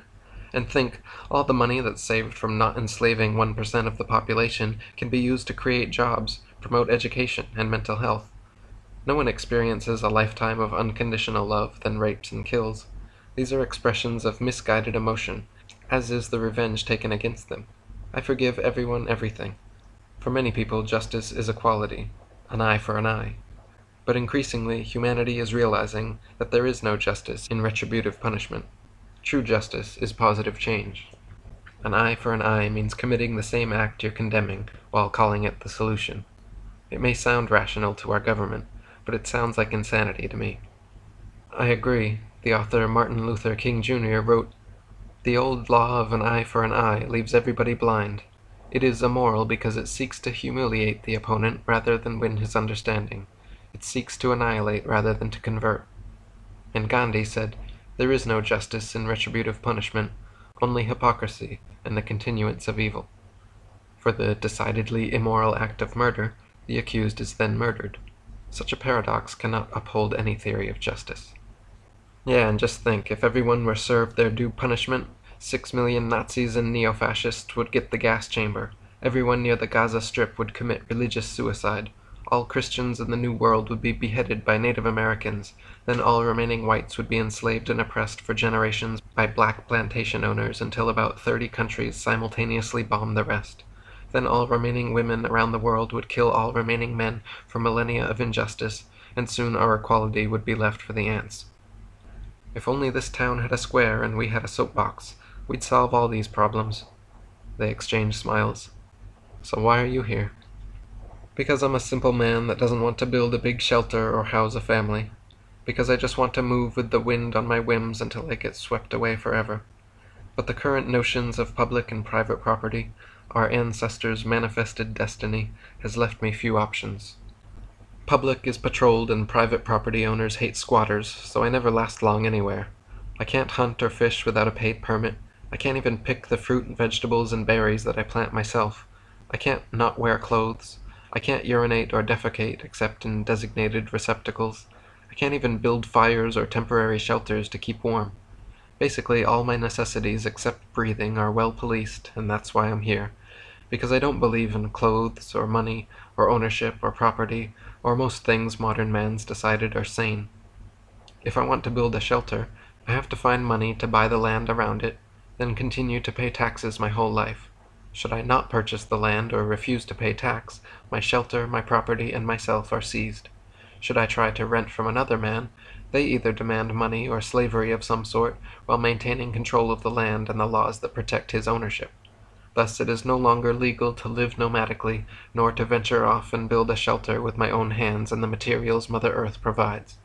So every time they let me out, I live off the land until policemen come back, stuff me in their cars, and put me behind bars. Nobody cares, not even me. That's the problem. I'm a naked nothing that people label and stow away where I can't affect the hypocrisy of their comfortable compliance. And meanwhile, life's pretty easy on me in here. They feed me. I've got a bed and a roof, but when I'm here for too long, I miss it out there, because it's so beautiful, isn't it? Asbestos agrees and asks, "What do you do exactly when you're not in here?" They interviewed me for a magazine once and called me a radical environmentalist. I like that. They said I'm like Johnny Appleseed without the prejudice. I plant trees, flowers, weeds, berries, fruits, vegetables, wherever there's dirt. Private, public property, I don't care. My mission is to overrun road size with roots until pavement all over the country crumbles, cars become useless, and all that's left is sustainable mass transportation in harmony with nature. Nothing but boats, planes, trains, and monorails. Can you imagine the beauty of cities without streets or cars? Imagine New York City with roads made of grass. Instead of huge cities containing little parks, they'll feel like huge parks containing little buildings and people. Every walk to work or the train station will be a stroll through the park. Architecture is art. Roads aren't. They represent laziness and selfish indulgence, ease of transport at the expense of nature. The way I see it, we can travel anywhere now, but there's no road leading anywhere without roads. I long for a world with no exhaust, no horns, no traffic lights, street signs or road names, no car accidents, no gas stations, no bus stops, no parking lots, no garages, no greasy mechanics or salesmen, dealerships or advertisements, no car payments, insurance, registration, reparations, lube jobs, fill-ups or top-offs, no highways, no truck stops or drivers, no more bums or hitchhikers, only nomads and drifters like me. That's my domestic American dream. My American dream abroad is to practice the freedom we preach by allowing everyone everywhere to do anything they want, free from our persecution. America's like a heavyweight freedom fighter that's forgotten he can't win without peace. The Department of Defense has been on the offensive since we changed the name. During the last 60 years of supposed peacetime, America has bombed over 8 million people to their deaths. Our foreign policy supersedes diplomacy and force-feeds compliance. Capitalism and pseudo-democratic policy under America's own super-pseudo-mother democracy. Then, alongside the government, the military makes way for bases, corporations clear the path for capitalism, and ultimate profits always trace back to mother. America is an aristocracy of plutocrats promoting autocracy via democracy. But voting's a joke and everyone knows it. The nepotism and corruption is out of control. The Bill of Rights has been bullet-holed with strategic legalities. The president is the commander-in-chief of the military, though some call this fascist dictatorship. Less than 1% of the population owns over 20% of the wealth. The government maintains eminent domain over all property. There are natural plants that, if grown, will land you behind bars for decades. They've created situations in which inaction is illegal. As the balance of wealth and power continues its logical progression into oligarchy, we can see ever more clearly that the current state of capitalism is destroying democracy because beneath their undeniable benefits, one promotes equality and the other class exploitation. If there exists a wealthy elite, there exists a class with the means to control both the political and economic functions of society. The problem isn't necessarily that this class exists, but that through the current system, members of this class must engage in immoral selfishness to achieve and maintain such power. The problem with politics are the politicians. They're not a varied selection of the population. They're not the voice of the people, Republicans, Democrats. They're a very small selection of like-minded individuals back to back staring at similar futures. All important political decisions should be decided by panels of poor people, farmers, philosophers, environmentalists, sociologists, poets, businessmen, white-collar workers, blue-collar workers, historians, anthropologists, priests, and everyone else who wants to participate. In this worldwide web of instant information, politics should be a hobby for conscientious citizens, not an occupation for power-hungry money-grubbers. In its current state, our democratic capitalism empowers liars, cheaters, and stealers alike. Selfish, business-minded, bottom-dollar, bizarro Robin Hoods bent on squeezing out a little more benefit from others at less cost to them. Millions of poor struggle to stay alive and provide, while the rich have plenty of free time to find ways of taking even more money through advertising, institutionalizing, forcing insurance, reasons for registering or renewing this or that possession, regulating, licensing, fining, taxing, etc., etc. I say once they can create symbolic currency based on love or selflessness, only then will capitalism have achieved the nobility it's so quick to claim and enforce around the world. Deadhead lays spread eagle on the floor, staring at the ceiling. You know, in my lifetime, I've been arrested and charged with 53 different offenses. They've got laws for everything now, and just keep adding more. Laws are anti-freedoms, enforced through the loss of even more freedom. I have more faith in individuals operating under their own volition to tend towards the greater good than I do policemen, statesmen, lawyers, and judges operating under this system of supposed justice. We have more faith in our silly laws than our neighbors, and that's the real problem. Laws leave crime victims powerless to right their own wrongs the way they see fit, and instead pay and empower unaffected people to enforce standardized punishments. If someone lies to, steals from, cheats, kidnaps, rapes, or murders someone I know, then me, my friends, and my family deserve to deliver the punishment. Not only that, but in these intense situations, me, my friends, and my family do not want to sit still and wait for the cops to do the best they can with what the law provides. We're going to do the best we can with what God provides, and use our God-given freedom to enforce our own ethics. Whether it's retribution or forgiveness, justice should be whatever just us decide. Suppose I watch you kill my daughter.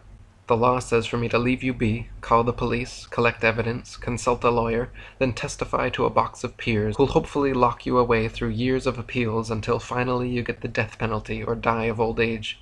If instead I do the natural thing in such a situation and kill you myself, then it's your daughter's turn to collect evidence, consult the lawyer, testify to a box of peers who'll keep me in and out of appeals, each one feeding the system, paying police and judicial employee paychecks, greasing those greedy wheels of capitalist justice with years of our grief just for doing the just thing. Furthermore, suppose I watch you kill my daughter, and instead of wishing you dead, instead of pursuing retribution of some sort, suppose I wish to take the highest moral ground and end the cycle of suffering, to stop the continuation of evil with my unconditional forgiveness. Suppose I wish to pardon you from all punishment. I wish you no harm, and that your family need not grieve the way ours does. If after all this I actually wish for your forgiveness, we'll find it's against the law. I have to destroy evidence, consult a lawyer, then testify to a box of peers that it's all insanity. Forgive these 15 sardines and send them home. We love everybody and we're so sorry. Please love us and leave us alone. Stop locking us up in courtrooms and let us determine our own misdemeanors. At least give us forgiveness as an option. Bedhead. Paradise Found. Asbestos is released from jail in the morning. After a meal of fresh-baked bread and squeezed grape juice from his favorite restaurant, he heads towards his friend Bedhead's House of Dreams gallery. The large country-style cabin contains 3 courtyards and almost a mile of winding corridors stretching the maze-like exterior in and around the surrounding forest. Due to the nature of the exhibits, it's under constant construction, but still maintains a completed appearance with each edition.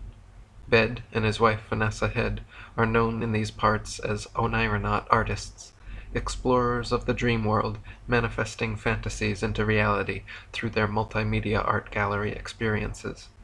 Having become dissatisfied with the lack of immersion achieved by standard singular mediums, they fully design and build each room in their gallery to be a macro medium in itself, providing thematic backdrops for dynamic compositions consisting of everything from painting and furniture making to computer animation. All their ideas come from dreams, and their art from a passion to experience them in waking life. They begin by drafting blueprints of the rooms Bed builds in accordance with appropriate acoustics, spacing, and lighting for the exhibit. Then Vanessa usually floors, paints, stencils, wallpapers, or however readies the rooms for their intended atmosphere. They're filled with her furniture, rugs, paintings, sculptures, and other still life displays handmade for the exhibit.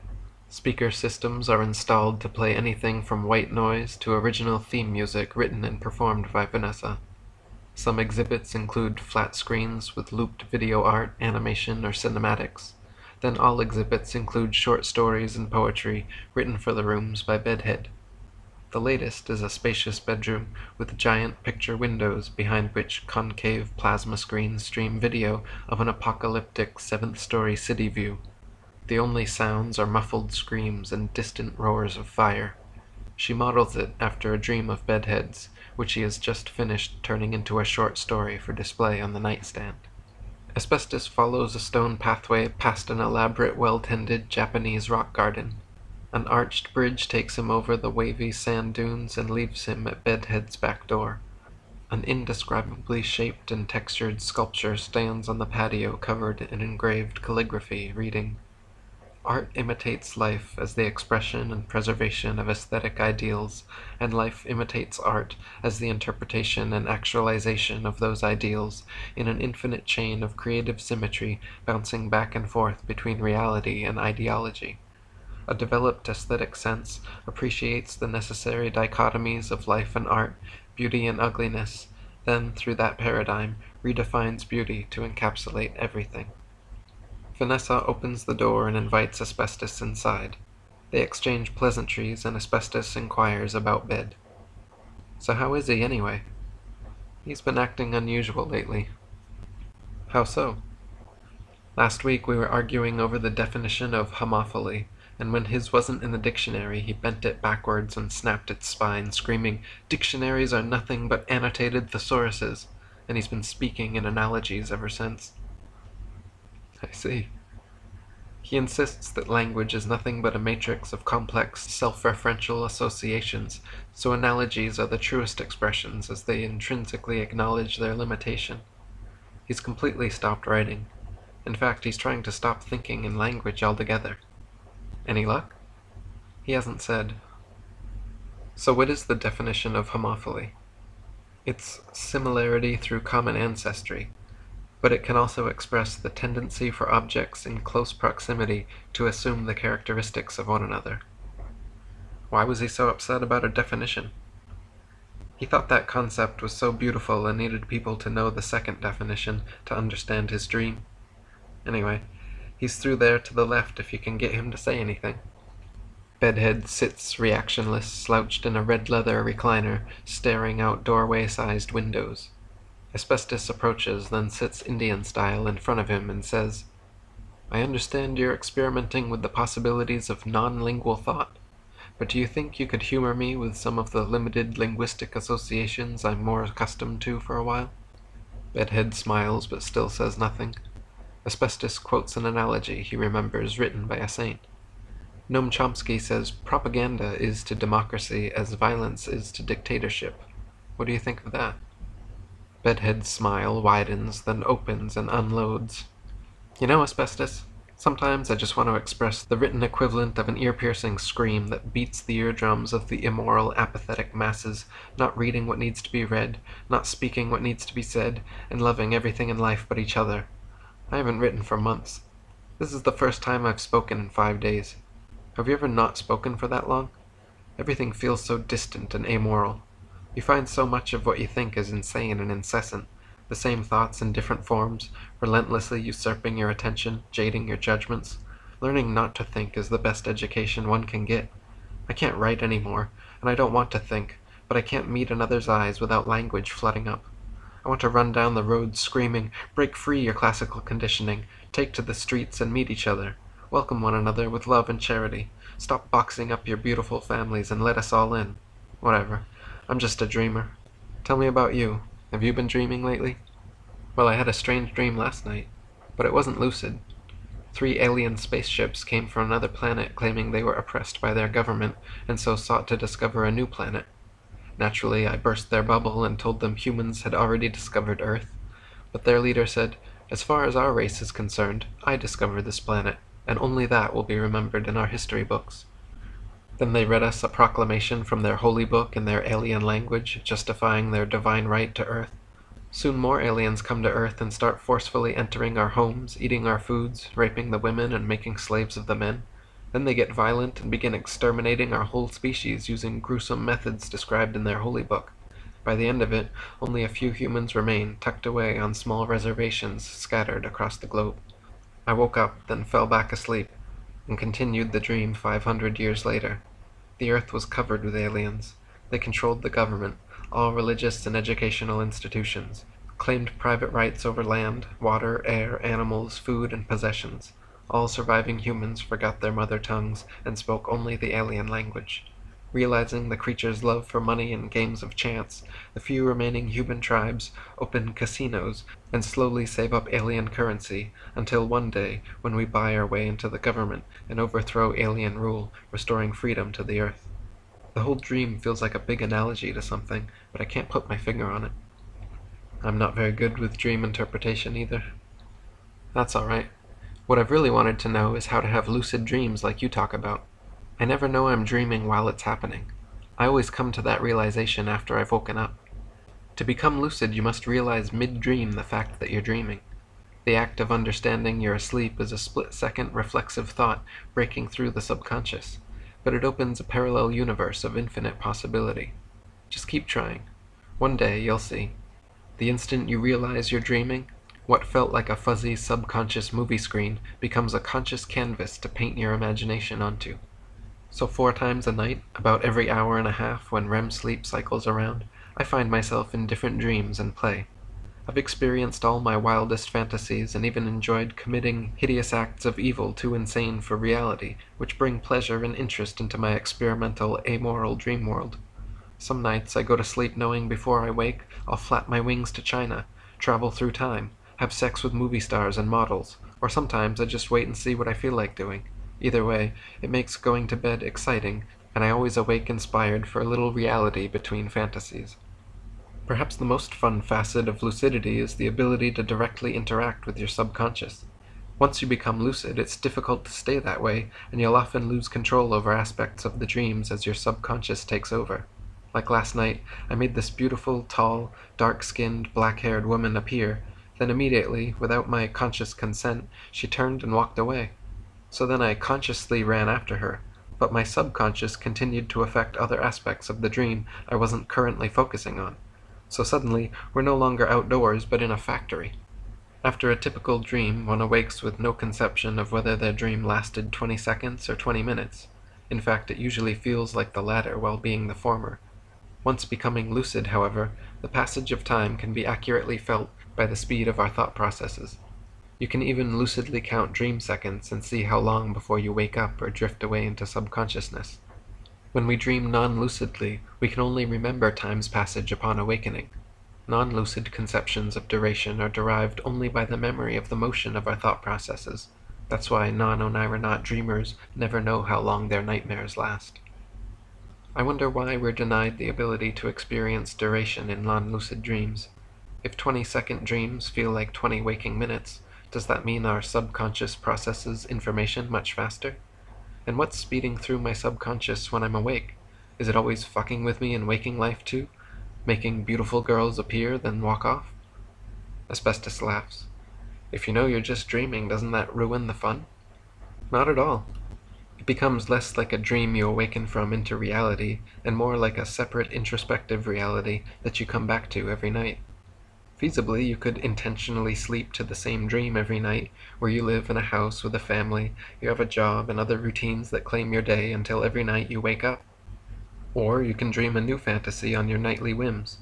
Either way, the dream world is just as real as the waking world, only it doesn't conform to the laws of physics or space-time. Morality and consequence are irrelevant, and fun is the only thing that matters. Our latest project is this reoccurring dream I've been having about Vanessa and I being the last 2 people on Earth. Last month we lucidly dreamt it together in the exhibition room. I don't know if we were in each other's dreams, sharing a common dream, or having simultaneous interpretations of the same scene in different dreams, but whichever way, it worked. We merged the 2 worlds. Butterfly kisses, the hand squeeze, and everything. Read this. Bedhead hands Asbestos his latest short story. Chimera. The last days were softly approaching beautiful as a lucid nightmare on the verge of awakening.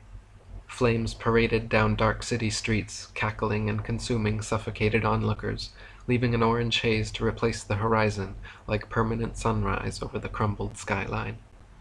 One day, the flowers simply began uprooting themselves. Soon all flora followed their example, from rainforests to coral, until the world's vegetation had committed mass suicide.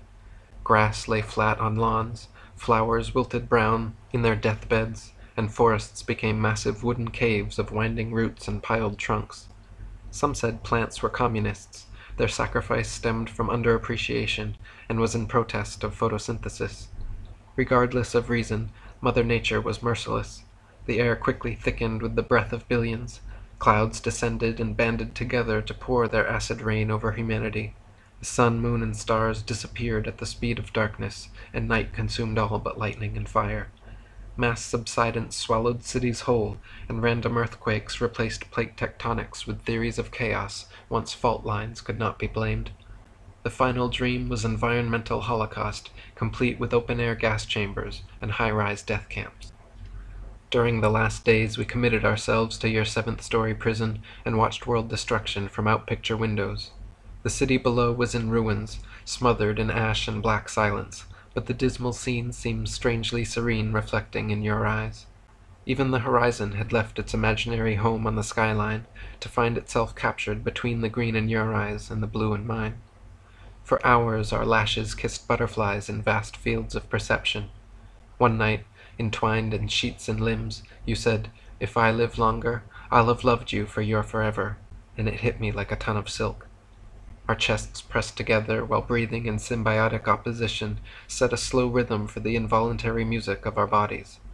Your heart slammed syncopated echoes in offbeat harmony until our hearts homophily helped synchronize the melody. Then your stomach gurgled an impromptu drum solo, and my fingers performed a pick slide down your spine, ending in a cadence of dissonant grooves. Lightly strumming a vocal chord, your whisper resolved the progression, a sharp diminished minor with a sustained second that lasted forever.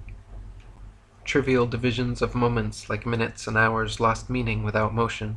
We had laid there inside each other, drifting freely between sleep and the nightmare for an indeterminable silence, when we entered some collective state like unconscious osmosis, allowing us subjective parts in a common dream. I squeezed your hand to make sure you saw me, then mistook our sleep for surreality. The world was new again, and cast in vast green fields, beneath warm sunshine. We watched butterflies flutter by our eyelids, like casual lashes caressing like kisses. And with one eye open in darkness, I saw your subconscious smile. Then you curled cold toes around mine, and I felt your involuntary band play its last number, so my heart gave a bleeding ovation, then stopped beating for you forever. Zen Head. Living meditation. Zen Head sits on the library steps, legs folded, eyes closed, breath circular, murmuring an incessant subsonic chant. Pinhead approaches and encroaches. "Is Asbestos here yet?" "Not yet." Pin takes a seat on the steps. "So, are you enlightened? Are you like sitting there in nirvana right now?" "You could say that." "What's the secret, man? How do you reach enlightenment?" "Enlightenment is already here. You need only realize it." "Ah, come on, what's that even mean? You guys all talk like that instead of giving a straight answer." "I mean, enlightenment is not hypnotic bliss that hits you one day. It's a state of mind available to anyone at any time. Through meditative practice and focus, I have simply made a separation between thinking my thoughts and letting them pass unnoticed." "That's it? You think the pinnacle of human existence is not thinking?" He smiles. "How is that worth a lifetime dedication to meditation and predetermined ideals, rituals, and restrictions outside of society? It seems to me like your lifestyle is a spiritual self-indulgence. Whatever clarity of mind you achieve benefits only you, dude. Wouldn't helping others be a higher virtue than always sitting alone, trying not to think?" "Your argument from ignorance is convincing, but I spend much time teaching meditation to those who wish to learn." "You gurus don't teach. You throw out those impossible koans like candy and make pupils chew on them until they throw up some equally ridiculous answer. Like if you ask me, 'What's the sound of one hand clapping?' and I say something like, 'Nothing, you can't clap with one hand,' you'll kick me out until I come back with some bullshit like, 'It's the sound of an eternal whisper ever falling short your ears.' No one can silence another's mind. I just point the way.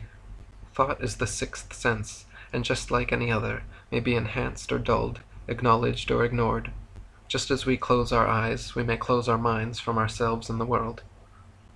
"We don't really close our eyes, though. We just stare at the back of our eyelids. And we can't not think. Thought's always coming and going."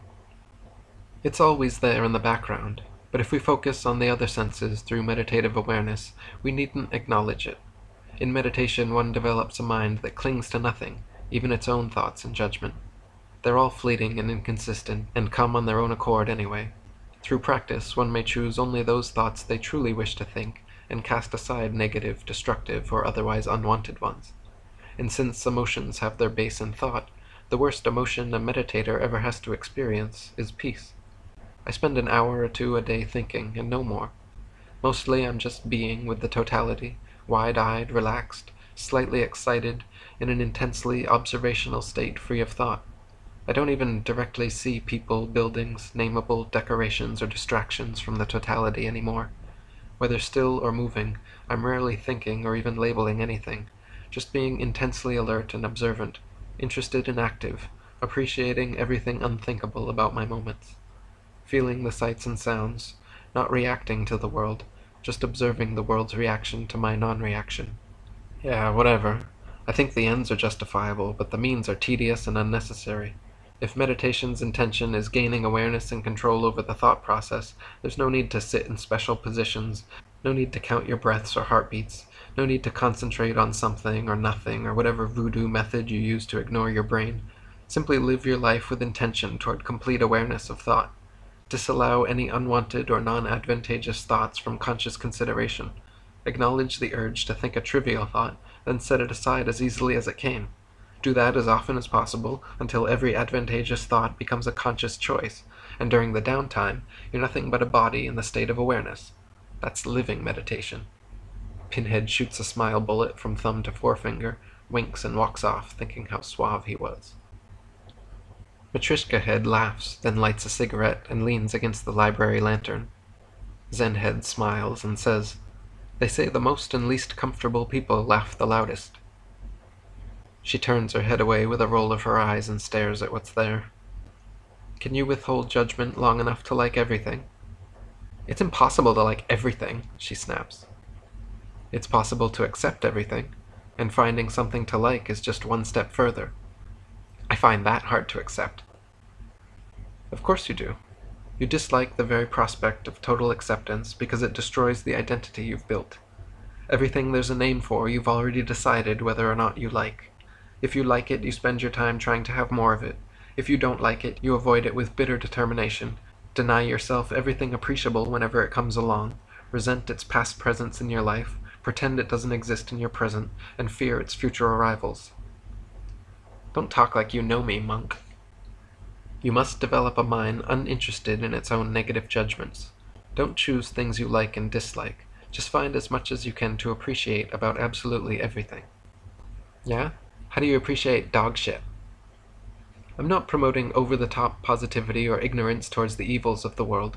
I'm simply suggesting that on ultimate terms, even evil has its good, and the skill of finding that can bring peace in the face of war, poverty, famine, and death.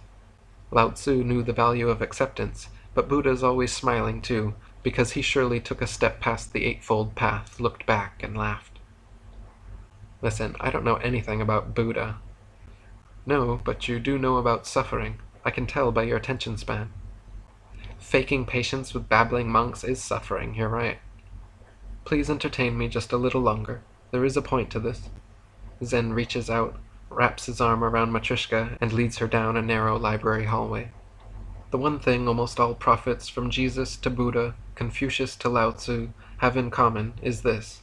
They purposely spent a long period of time in the middle of nowhere, doing nothing, by themselves, and afterwards everyone they talked to felt enlightened. Franz Kafka once wrote, "All of man's troubles and anguish arises from his being unable to be alone in a room with himself, with nothing to do." But I can tell you've never read that, nor been in that situation, nor heard of Kafka. Long before that, Buddha wrote, "All human suffering comes from desire." You're so full of desire not to have this conversation, full of desire to leave, to live in an improbable future, to have more friends, family, expensive things, extravagant life experiences, so full of desires that their actualization cannot be enjoyed, because to you, the now is a series of imaginary rungs on an infinite ladder. Buddha sat alone under a tree for years before figuring himself out. Let's see how long it takes you. Zen Head swiftly closes and locks the basement door behind him, then speaks loudly over her screams. While you're in there, I recommend pondering the following. Where did I come from? Why am I here? Is there a God? Is will determined? Is there a separation between mind and body? What is death? What is life? What is my life's purpose? Can life have purpose? Do I trust my senses? Is there anything beyond our senses? What is knowledge? What is truth? Why is everything the way it is? Could it be otherwise? Is the universe eternal or temporal? Why can't I remember the future? Does time have an arrow? What is time? Is it real? What are emotions? Can we name feelings? Can we really name anything? What is language? Why can't I think without language? What did I think before I knew language? Why can't I remember? Can God make a stone so heavy he can't lift it? What's the opposite of infinity? Who killed Kennedy? How does the government regulate my life? Why is there government? Could we do without it? Which system is best? What does mathematics represent? What does language represent? Is that the same question? Do they have the same answer? Am I who I want to be? Am I likable? What kind of people like me? What kind of people do I like? Is the world slightly better or slightly worse because I'm alive? How can I stay constantly inspired? How can I live deeply and passionately? What is sleep? Why can't we not do it? Why do we dream? What do they mean? What is consciousness? What is thought? And why can't I stop it? Zen waits until her screams whimper and says, "You're not coming out until you answer this koan. What's the sound of one man laughing?" He strides off chuckling and whistling over her whining and whimpering. As he turns the corridor's corner, Zen meets Asbestos standing tall, dressed in a long white robe. He wraps his arm around him and leads him up to the narrow hallway to outside. "Tell me, Zen, do you think there's an afterlife?" "I don't think there's an afterlife or a before life. I think there's eternal life, and no such thing as death. The sudden loss of complex consciousness we call death is a misnomer. When does life end in death? When we stop breathing, or when our heart stops beating, or when our brain stops receiving, or when our matter completely decays and disperses? And for that matter, when does life begin in birth? In the father's testicles, or in the mother's ovaries, upon fertilization, the first trimester, or only post-umbilical cord? Your father's sperm dies and regenerates constantly. Your mother's eggs die and regenerate constantly. Every single cell and microorganism that collectively constitute every human being constantly dies and regenerates, so that the form I call me and you call you completely changes every 7 to 9 years. We're in constant transference with everything we consume or breathe, as well as the environment around us. All matter is conserved and constantly changes form. The very same matter that composes you has existed since the beginning of time. At some point, you were probably stardust, dinosaurs, dirt, or other people. I believe there's even pieces of Jesus still floating around in our mass of matter in motion. There are no individual births or deaths. Before you're born, the matter you start with is already alive, and after you're supposedly dead, all your matter lives on. It may decompose into the dirt and be eaten by worms, but those cells, molecules, atoms, all that matter is conserved and continues to change and live on in different forms. Such is the nature of matter. What is your definition of death, if the life you call you has no real beginning or ending, and is in constant interaction, consumption, and regeneration with everything around it? I've always liked the way you think, my friend. I'll miss you. Revolutions. Exit Jesus. Asbestos Head walks dressed in white kamishimo, carrying a sheathed black kazuka for ceremonial seppuku. He sits in seiza, as his assistant Vanessa places sake and a sheaf of washi on his sanbo. Slowly and deliberately, on his left with her left hand, she pours the sake, and he takes 2 sips. She pours again, and he takes 2 sips. He sets down the sake and says, "Welcome, friends. At this point in the ceremony, I should be quietly composing a poem, but I've decided to speak my last words. I hope you might write them down and read them again later, but I will say them first, because the spoken word is active and carries listeners into an unrepeatable moment, whereas the written is passive and simply waits to be noticed. I've already tried and failed, authordom. In fact, that's part of why I've brought you all here. If you believe and value whatever I've brought your lives, you'll put your heads together and write it for me. You'll write that I love all matter and earth as our mother. I love all plants and animals as equals, even weeds and spiders. I love all of humanity as equals, even murderers and rapists. I love everyone and hate no one. I love everything and hate nothing. Write and tell people who look for God in churches, books, other people, or their brains, that they're looking too closely. God is everything and everyone, and you, as part of everything and everyone, are responsible to act godly, as you affect every aspect of the world around you. Every time you perform selfish actions or entertain self-serving emotions, you're more like a devil than a god. Devils defile their fellow man, Mother Nature, and change the world to suit their own selfish desires, whereas gods use their power to help each other and Mother Nature to flourish, live freely and happily. We must acknowledge and attend to our divine responsibilities. We'll fill the physical world with our most marvelous and majestic mental projections, tune our beings to emanate history's real-time movie feed, and receive it instantly with our eyes and ears wide open. Then we'll all be our own critics and test audiences. We'll all modify our films from the inside and try again every day. We'll shoot uncensored, unscripted scenes with unpaid actors. We'll leave in the bloopers. Our friends will add the laugh tracks, and do as many takes as it takes to complete our artistic visions. Keep trying to film those moments of blinding insight and human compassion, to catch uncontrived action sequences and hear dramatized autobiographies from acclaimed directors. Document the quest to catch in your cameras the perfect sunset.